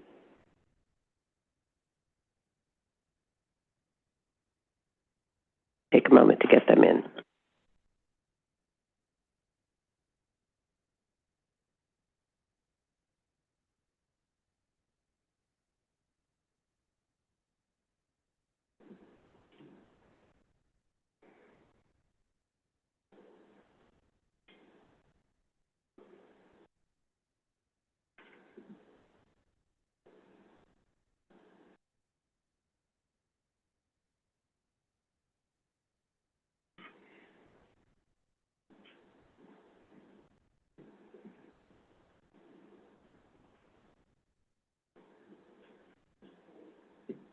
Richard, are you presenting? I am. Good morning, Richard Lobel of Sheldon Lobel PC. Happy to begin the presentation. Go ahead and just say next slide when you're ready. Thank you. Chair, Commissioners, we're here to discuss the 18910 Northern Boulevard rezoning. Next slide. First rezoning is a straightforward commercial overlay rezoning. It's an amendment to rezone 5 lots and a portion of a 6th lot from an existing R3X and R32 zoning districts to allow for a commercial overlay, a C24 overlay. This would add a commercial overlay on these lots or portions of lots. Northern Boulevard in this area, importantly, is currently zoned for over 20 blocks, 22 blocks on the southern portion of Northern Boulevard adjacent to this property. This would continue that commercial use as will be shown on the map, totally appropriate given the uses on the block and in the area. This would here allow for the development of a productive building, 3-story plus cellar, mixed-use commercial and community facility building with roughly 1.5 FAR. The next slide, the numbers behind the proposed development. Again, a 3-story plus cellar building, completely in the context of the surrounding area. There are existing 3-story buildings within the area of the property. This is not a rezoning which focuses on bulk, but instead on use. The bulk itself, in terms of the height of the building, would be permitted. The breakdown of the square footages are before you, 4,400 square feet, plus for the retail space on the ground floor, 5,200 square feet for professional office space on the second floor, and then roughly the same for third floor community facility use. Front yard, 10-foot front yard with a total height of roughly 40 feet and 26 parking spaces in the cellar, as well as 6 on the ground floor. Sustainability measures as are listed on the sheet. The next slide shows the zoning map, which demonstrates that the property is currently located within an R32 district, other than some adjustments. And I know the next slide is the zoning map, but other than some adjustments to that district boundary, the property has remained R32 since 1961. I think we would then go to the second slide now after this. I don't see the slide moving, commissioners. I'm not sure if you do either. No. Okay. We have a tax map after that, which demonstrates the zoning district boundaries. Which is hold on one moment. We'll try to get you advanced here.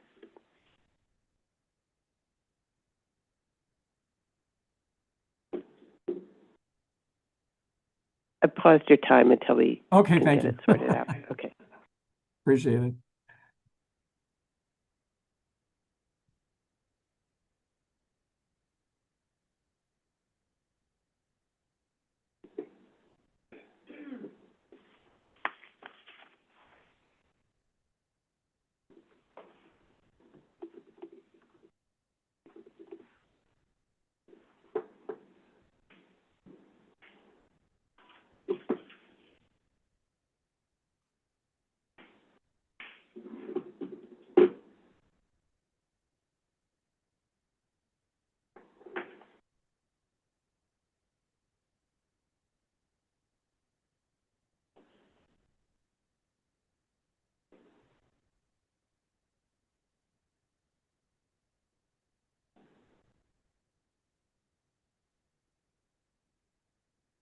Hang on, double checking.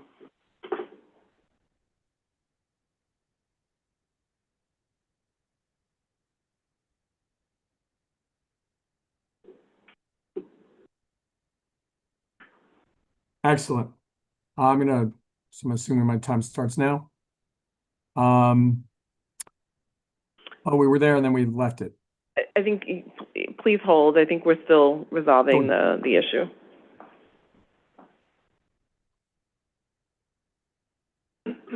I think we're back. Okay, great. Why don't we forward one slide?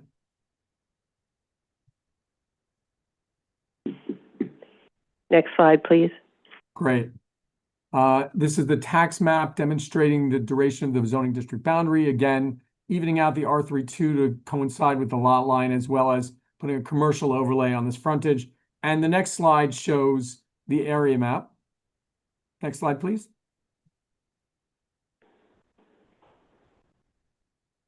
Which demonstrates not only the commercial overlays which exist along Northern Boulevard in this area, but also the commercial uses on this block itself. The block contains a restaurant to the west of the site, to the east of the site parking lot with 50 spaces, and 2 other commercial uses, including auto-related uses of a use group 16 and retail uses. So this lot, allowing for commercial here, would allow for a seamless commercial district on this frontage. Northern Boulevard, of course, a wide street with transportation within the area, as well as 3-story buildings, including across the street at 18901 Northern Boulevard. With that, the applicant would be happy to answer any questions. Thank you. Thank you for your presentation. We'll open up for questions. Commissioner Soros? Thank you, Chair. Thank you, Mr. Lavelle. 2 quick questions. One was to give you a chance to respond to some of the comments from the community board. And 2, if you can expand a little bit, maybe if you want now, but maybe perhaps in writing as a follow-up to some of the recommendations from the borough president on the sustainability measures. It sounds like your slide listed a lot of them. I would just appreciate a little more detail in terms of understanding what the plan is. Thank you. Sure. I'll start with that second one. I think we'd be happy to submit in writing. There are several sustainability measures, and it might be just better to give you details. With regards to the community board vote, this application might be familiar to the commission. It was previously brought in 2023. At that time, the commission approved the application. At the time, it was a C23 overlay. Because of the situation with the community board and some hostility in terms of this rezoning, we withdrew the application at the time and refiled it. Interestingly, now this is probably one of the first private ELERP applications that's been brought under the new regime, under the charter amendments. The community board here had several issues. One was that they were encouraging us to go to the BSA, the Board of Standards and Appeals. If you take a look at the screen, the lots to the east of this property that are red are all pursuant to BSA variances. And so they basically said, we don't like an unconditioned commercial use here. You should be going to the BSA, and we feel you have a good application. As a practitioner before the BSA, who's been before the BSA no fewer than 300 times, I can tell you that this is not a good variance application. It does not meet the requisite findings for a variance in terms of site uniqueness and such. It does, however, make a good rezoning application, given the commercial use and context, not only of the larger area. You can see the commercial districts to the east and the commercial uses which are on the entirety of this block, but also to the west, you can see those commercial uses, including on the opposing corner across 189th Street. So as far as the rezoning goes, it makes total sense given the overwhelming prevalence of commercial use in this area. In addition, the community board had issues in terms of the applicant's use of the site. There were materials that were stored there. After discussions with the community board, these materials were removed and the site was made clean. To the extent that we had come to terms and were able to have this approved 3 years ago, the materials, of course, would have been removed and a productive building would be in its place. Having said that, given the fact that we did not have that experience, we now have made sure that the site was cleaned up and look forward to producing a productive commercial use on what everyone acknowledges is the largest commercial thoroughfare in this area. Thank you. Appreciate it. Thank you, Commissioner. Commissioner Benjamin? One quick question, and perhaps I misunderstood, but I read in some of the materials that there would be only studios and one bedrooms. Is that correct? No, Commissioner, this is not a residential project. This is a commercial overlay rezoning, so there's I'm no sorry, I'm looking at the wrong 108th No worries. Avenue, 108th Street. Sorry, Of course. never mind. No worries.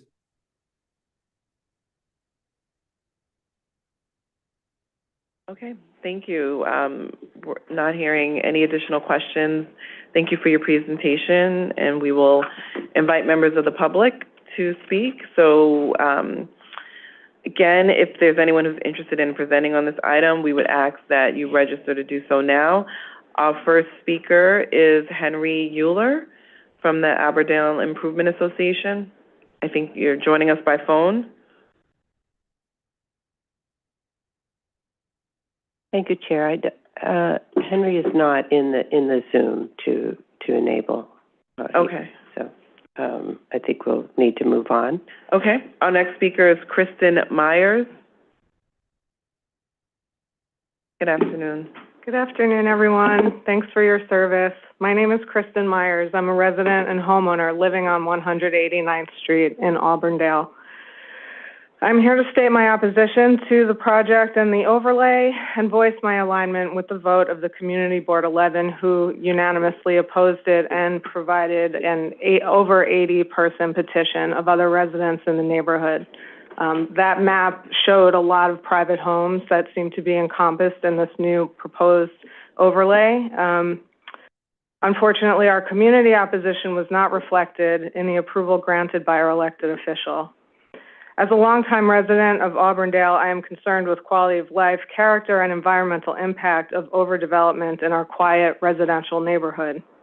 Just a few blocks south of 189-10, at the intersection of Utopia Parkway and 46th Avenue, there are at least 4 large vacant commercial spaces. 2 of the 4 are corner lots. 1 extends from one block to the other. It was formerly a CVS. 2 of those 4 vacant commercial lots have been vacant and are vandalized for over a year at least. In one case, it's been several years vacant. So from my perspective as a resident, I believe the commercialization of this area is unjustified for our Auburndale neighborhood. Thank you. Thank you for your comments. Is there anyone else here who'd like to speak on this item? Okay. If not, this hearing is closed.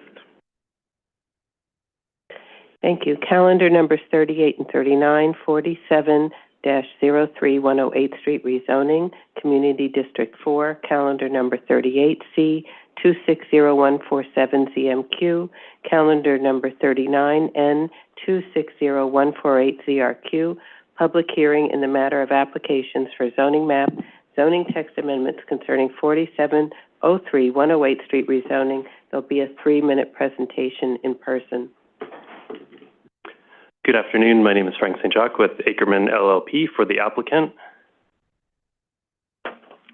This is an application in Queens Community District 4 to establish R7X C24 zoning that would facilitate the construction of a 13-story mixed-use development with approximately 119 units on 108th Street.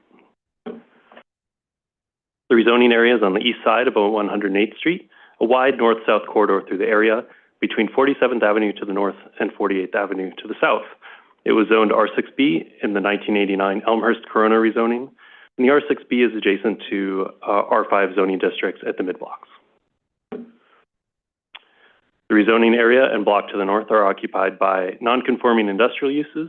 108th Street has a mix of non-conforming commercial and industrial uses. The rezoning area is transit-oriented with bus access along 108th Street and Corona Avenue over to the west, and the 7th train is approximately a half mile to the north of the rezoning area.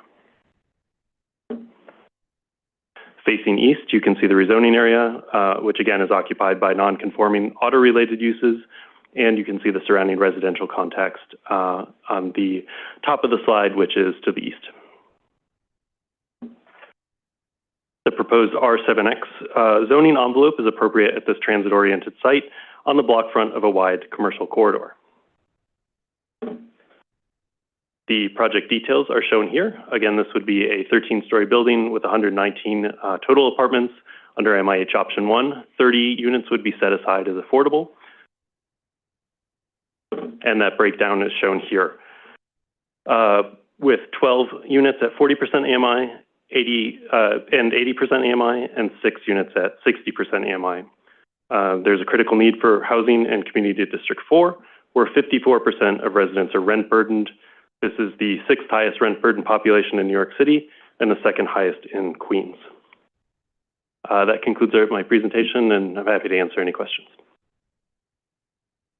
Thank you for your presentation. Questions? Vice Chair? Thank you, Chair.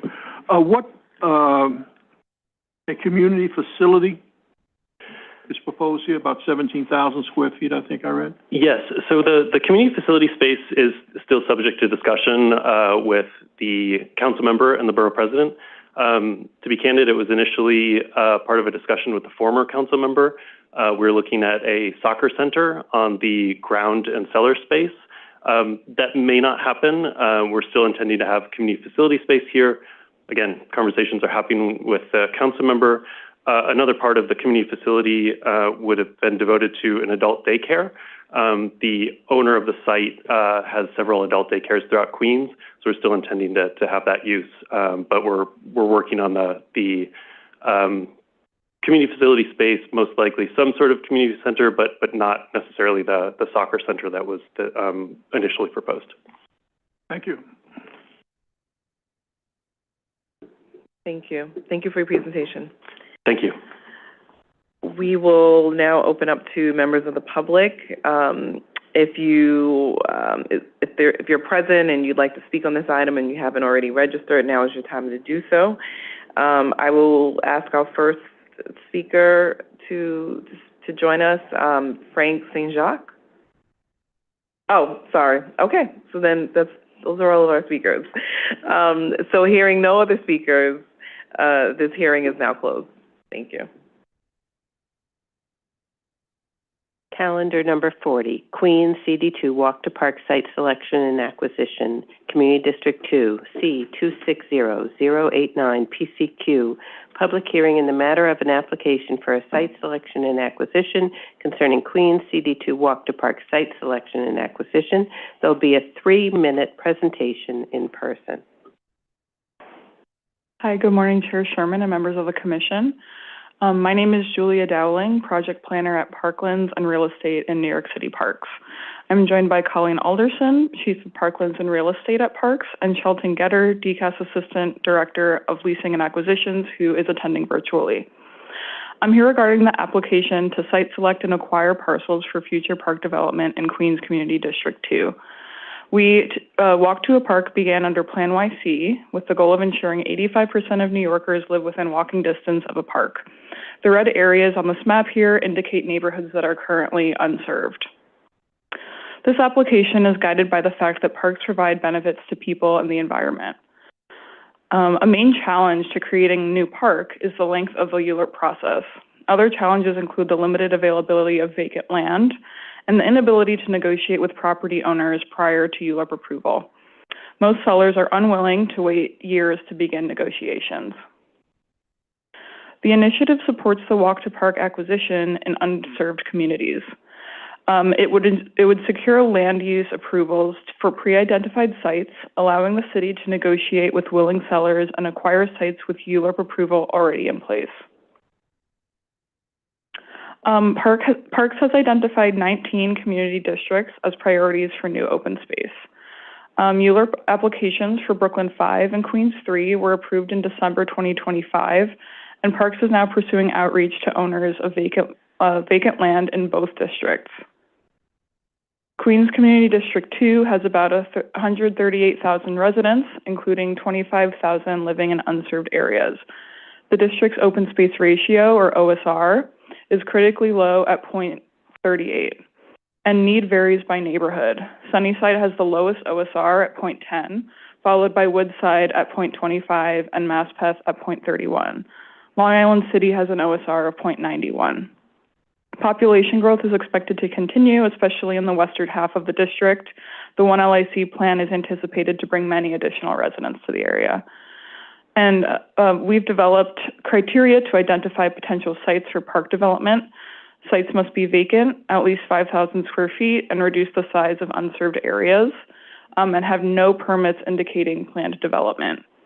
Some sites consist of large lots or portion of lots that could potentially accommodate both parkland and housing development. Overall, we identified 7 primary sites. And because so few sites met the primary criteria, we developed secondary criteria to identify additional opportunities. Unlike primary sites, secondary sites are not vacant. They were built to less than 50% of their maximum allowable FAR and must serve residents living in unserved areas. Lots with residential uses are excluded. We've identified 30 secondary sites, sunset clause, and we just included notes on the acquisition process. Thank you. Thank you for your presentation. We'll open up for questions. Commissioner Benjamin? As you may recall, I had a number of concerns that I expressed when we were first certifying this project. You have responded in writing, particularly about how the department considers open space that is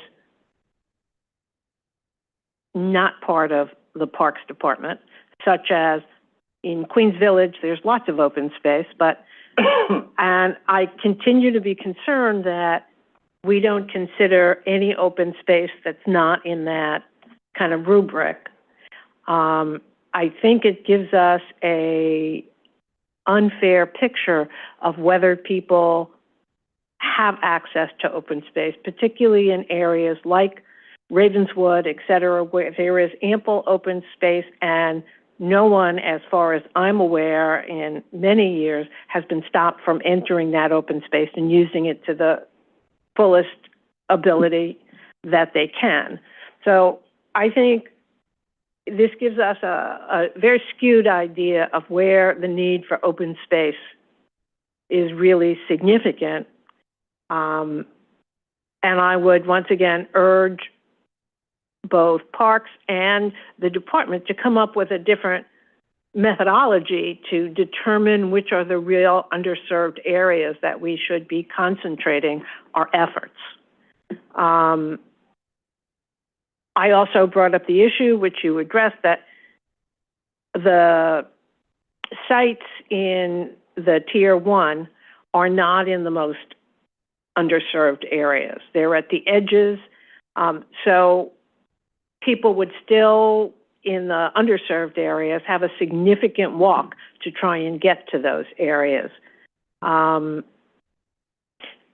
of the tier 2 sites are in manufacturing areas, which, if negotiated, as you said, might require significant remediation before it could be used. And that's a concern. What are we actually buying into by allowing the purchase of this site with no further review? I know those aren't questions you can answer now, but I just want to reiterate them on the record that those are still my concerns. Thank you for the questions. Just to quickly note, just a few things. I just had a clarification question in response to the comment about institutional sites. Is that a concern for this community board specifically, or is that about the larger process? It's about the larger process. Yeah, so that is definitely something, so we can definitely take institutional campuses and open space amenities into account in the ways that we prioritize future Walk to a Park ULURPs. So that's something that we definitely would consider qualitatively. And I really appreciate, I think it's important that we concentrate our resources on places that really need it the most and that don't have ready access to areas that are a cousin of the city, as NYCHA is, or one of the others. Thank you for that. Yeah, thank you. And just like in response to some of your other comments, for the primary sites that are mostly in Long Island City, which, as we noted, has a higher open space ratio than some of the other neighborhoods, one of the goals in this ULURP is to increase the overall open space ratio of the community district. So we're kind of keeping in mind the larger park network. And the thought there is kind of, you know, if we have these open spaces that people in Long Island City can go to, hypothetically, that might open up, it might contribute to less people using other open space amenities. And then for the comments on the IBZ zone, we just wanted to mention that this was something that also came up in our discussions with the community board. And the community board felt strongly that we should include these areas in our application. And the reason being that there are still legally non-complying residents living in these areas, and also lots of workers. And we feel that open space in this area could serve those residents and those non-residents. I thank you for your consideration, and I would still want to know, well, I would still suggest that when there are manufacturing properties and they have an occupant in them, that we know more about that and about what it might take to make this available for park use. I mean, do we need to do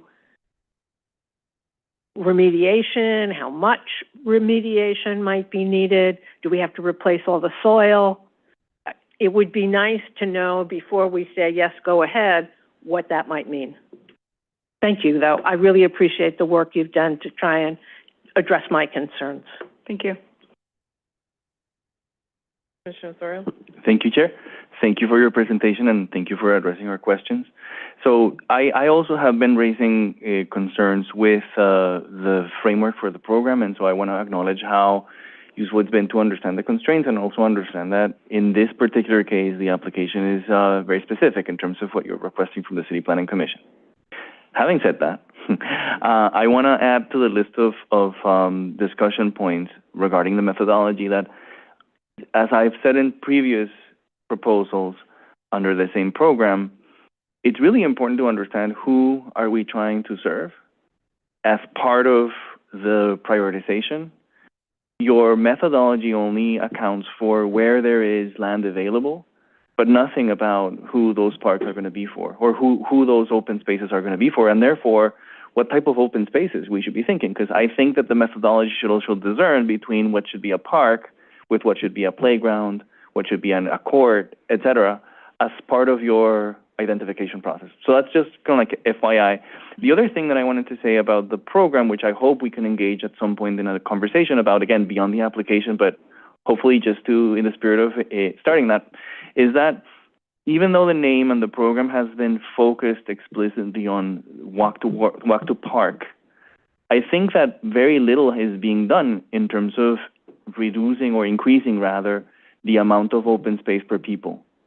So I just want to highlight that, because in your response to Commissioner Benjamin's question, ideally, we want to be intentional about increasing the amount of open space in the segments of the community board, as you highlighted, like Long Island City, where the city is increasing residential capacity, meaning we should be expecting a lot of people that is not currently accounted for.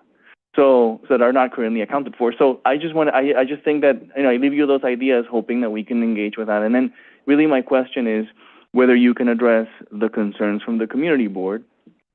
Specifically, I'm very interested in what can you offer a community that is supporting your proposal, but is concerned that this is really just a necessary step, removed from actually sort of like creating a park here. Therefore, there are questions regarding, capital funding and some of the guarantees that perhaps you won't be able to provide here, but could help explain the public in terms of, how is this not just a sort of like very tiny step in the process that allows you to begin sort of like doing the work, but rather hope that there is going to be a park landing there. And then the other one is regarding the acknowledgement that significant underserved areas will remain, and how will your methodology account for that? Great, thank you for the questions. Just to respond to the first point of thinking about what kinds of amenities would actually, exist in the build outs of the spaces. I just wanted to note that Parks, engages in a multi-step capital process for all of these properties, and we plan to do the same thing with the planning, design, and construction for these properties. So that's very much something that we plan to do once we have a willing seller. Is we'll go back to the community board, we'll be engaging with them, we'll have conversations about what kinds of open space uses would be there. You mentioned basketball courts, maybe that's something they want, maybe they want a passive area. So that's something that we intend to carry out if we have willing sellers and get closer to acquiring a property. Thank you. I appreciate that. I guess the maybe just to wrap up from my end is that, just to clarify, what I'm trying to suggest is that your research intentionally incorporates some of this as you're identifying the sites. Not once you've identified the sites, then what to do there. Does that make sense? Mm-hmm. That way you can intentionally try to identify and prioritize where the deficit seems to be stronger. Just kind of like to wrap up, I'm very excited about this program. I think that this program is necessary to increase the infrastructure for open space as we increase residential density. In other words, this is necessary. I'm just a little concerned that I don't see sort of like the coherent land use sort of like policy that can help us and help really the public visualize what type of open space and when is this going to be created, other than to just, as the agency has expressed, which I very much respect, that this is just necessary and that the capital, budget is a different process. But from a planning point of view, I hope that you and the Department of City Planning can work more closely together in creating the open space as we encounter or take land use decisions to increase residential density. Yeah, thank you, and I appreciate the feedback and idea of how to maybe improve the process. I think that's definitely something we can take back and then discuss internally. Thank you. All right. Commissioner Cirillo? And one question, I don't remember if this came up earlier in the process when we were talking about these types of applications in the different boroughs.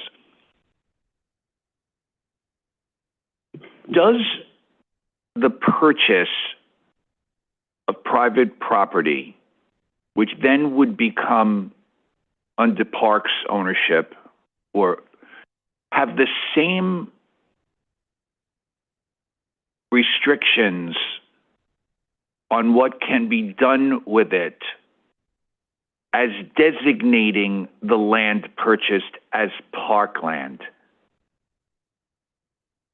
I'm assuming those are separate actions, or does the fact that Parks ends up owning the land designate it parkland?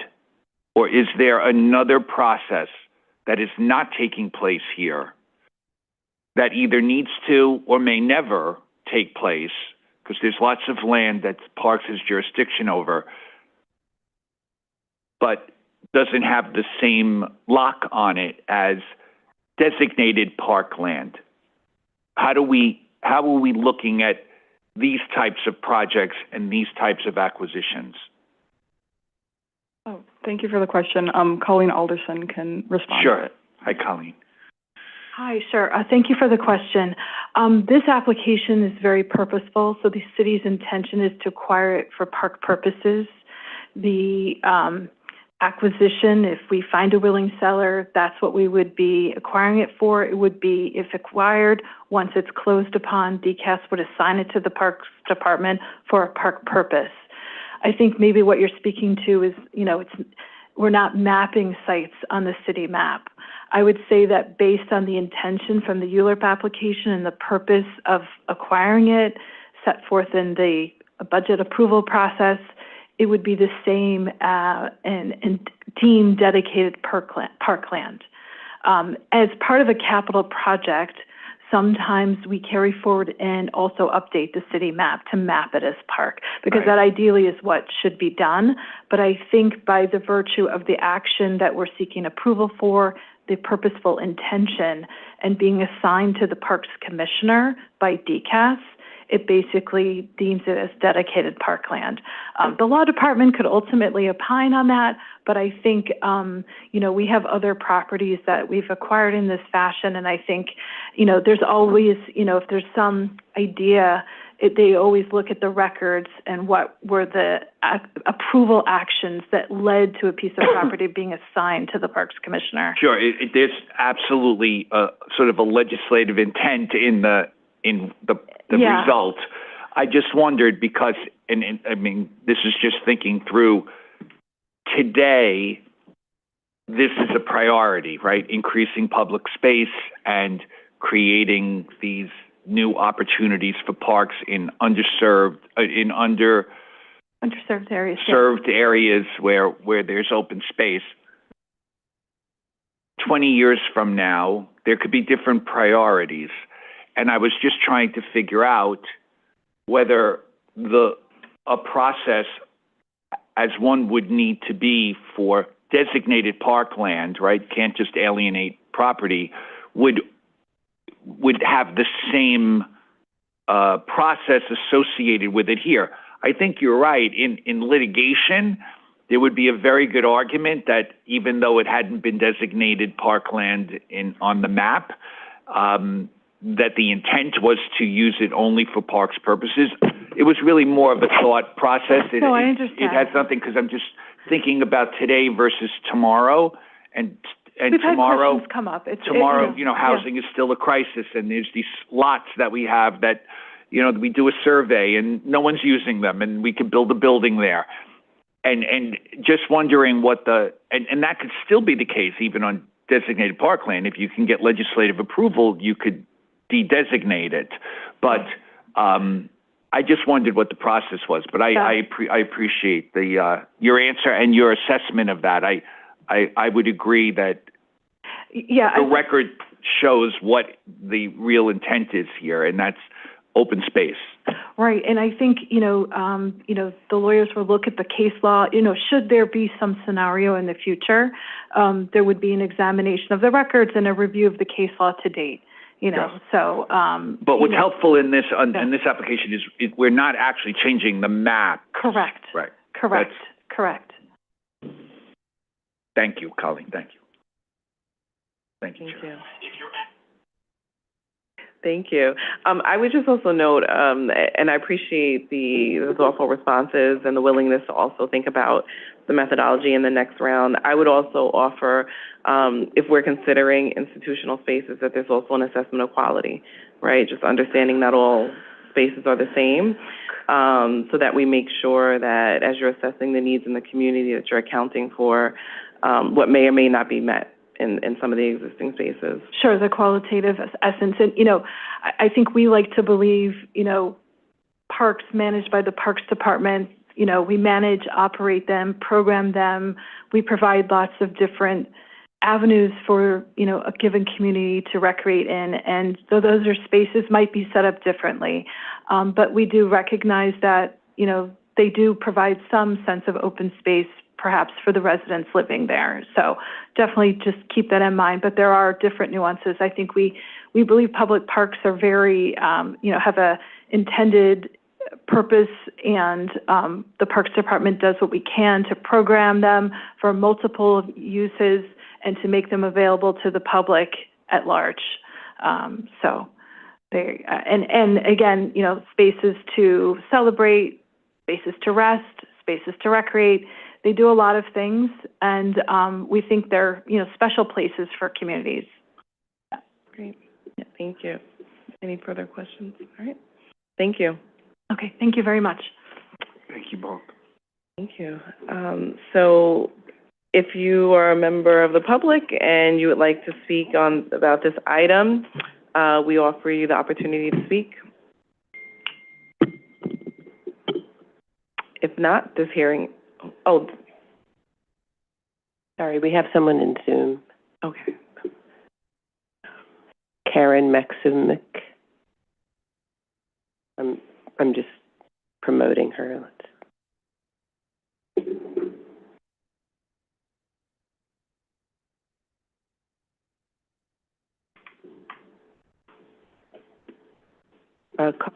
Hi there, can you hear me? Carlin, yes, great. Yes.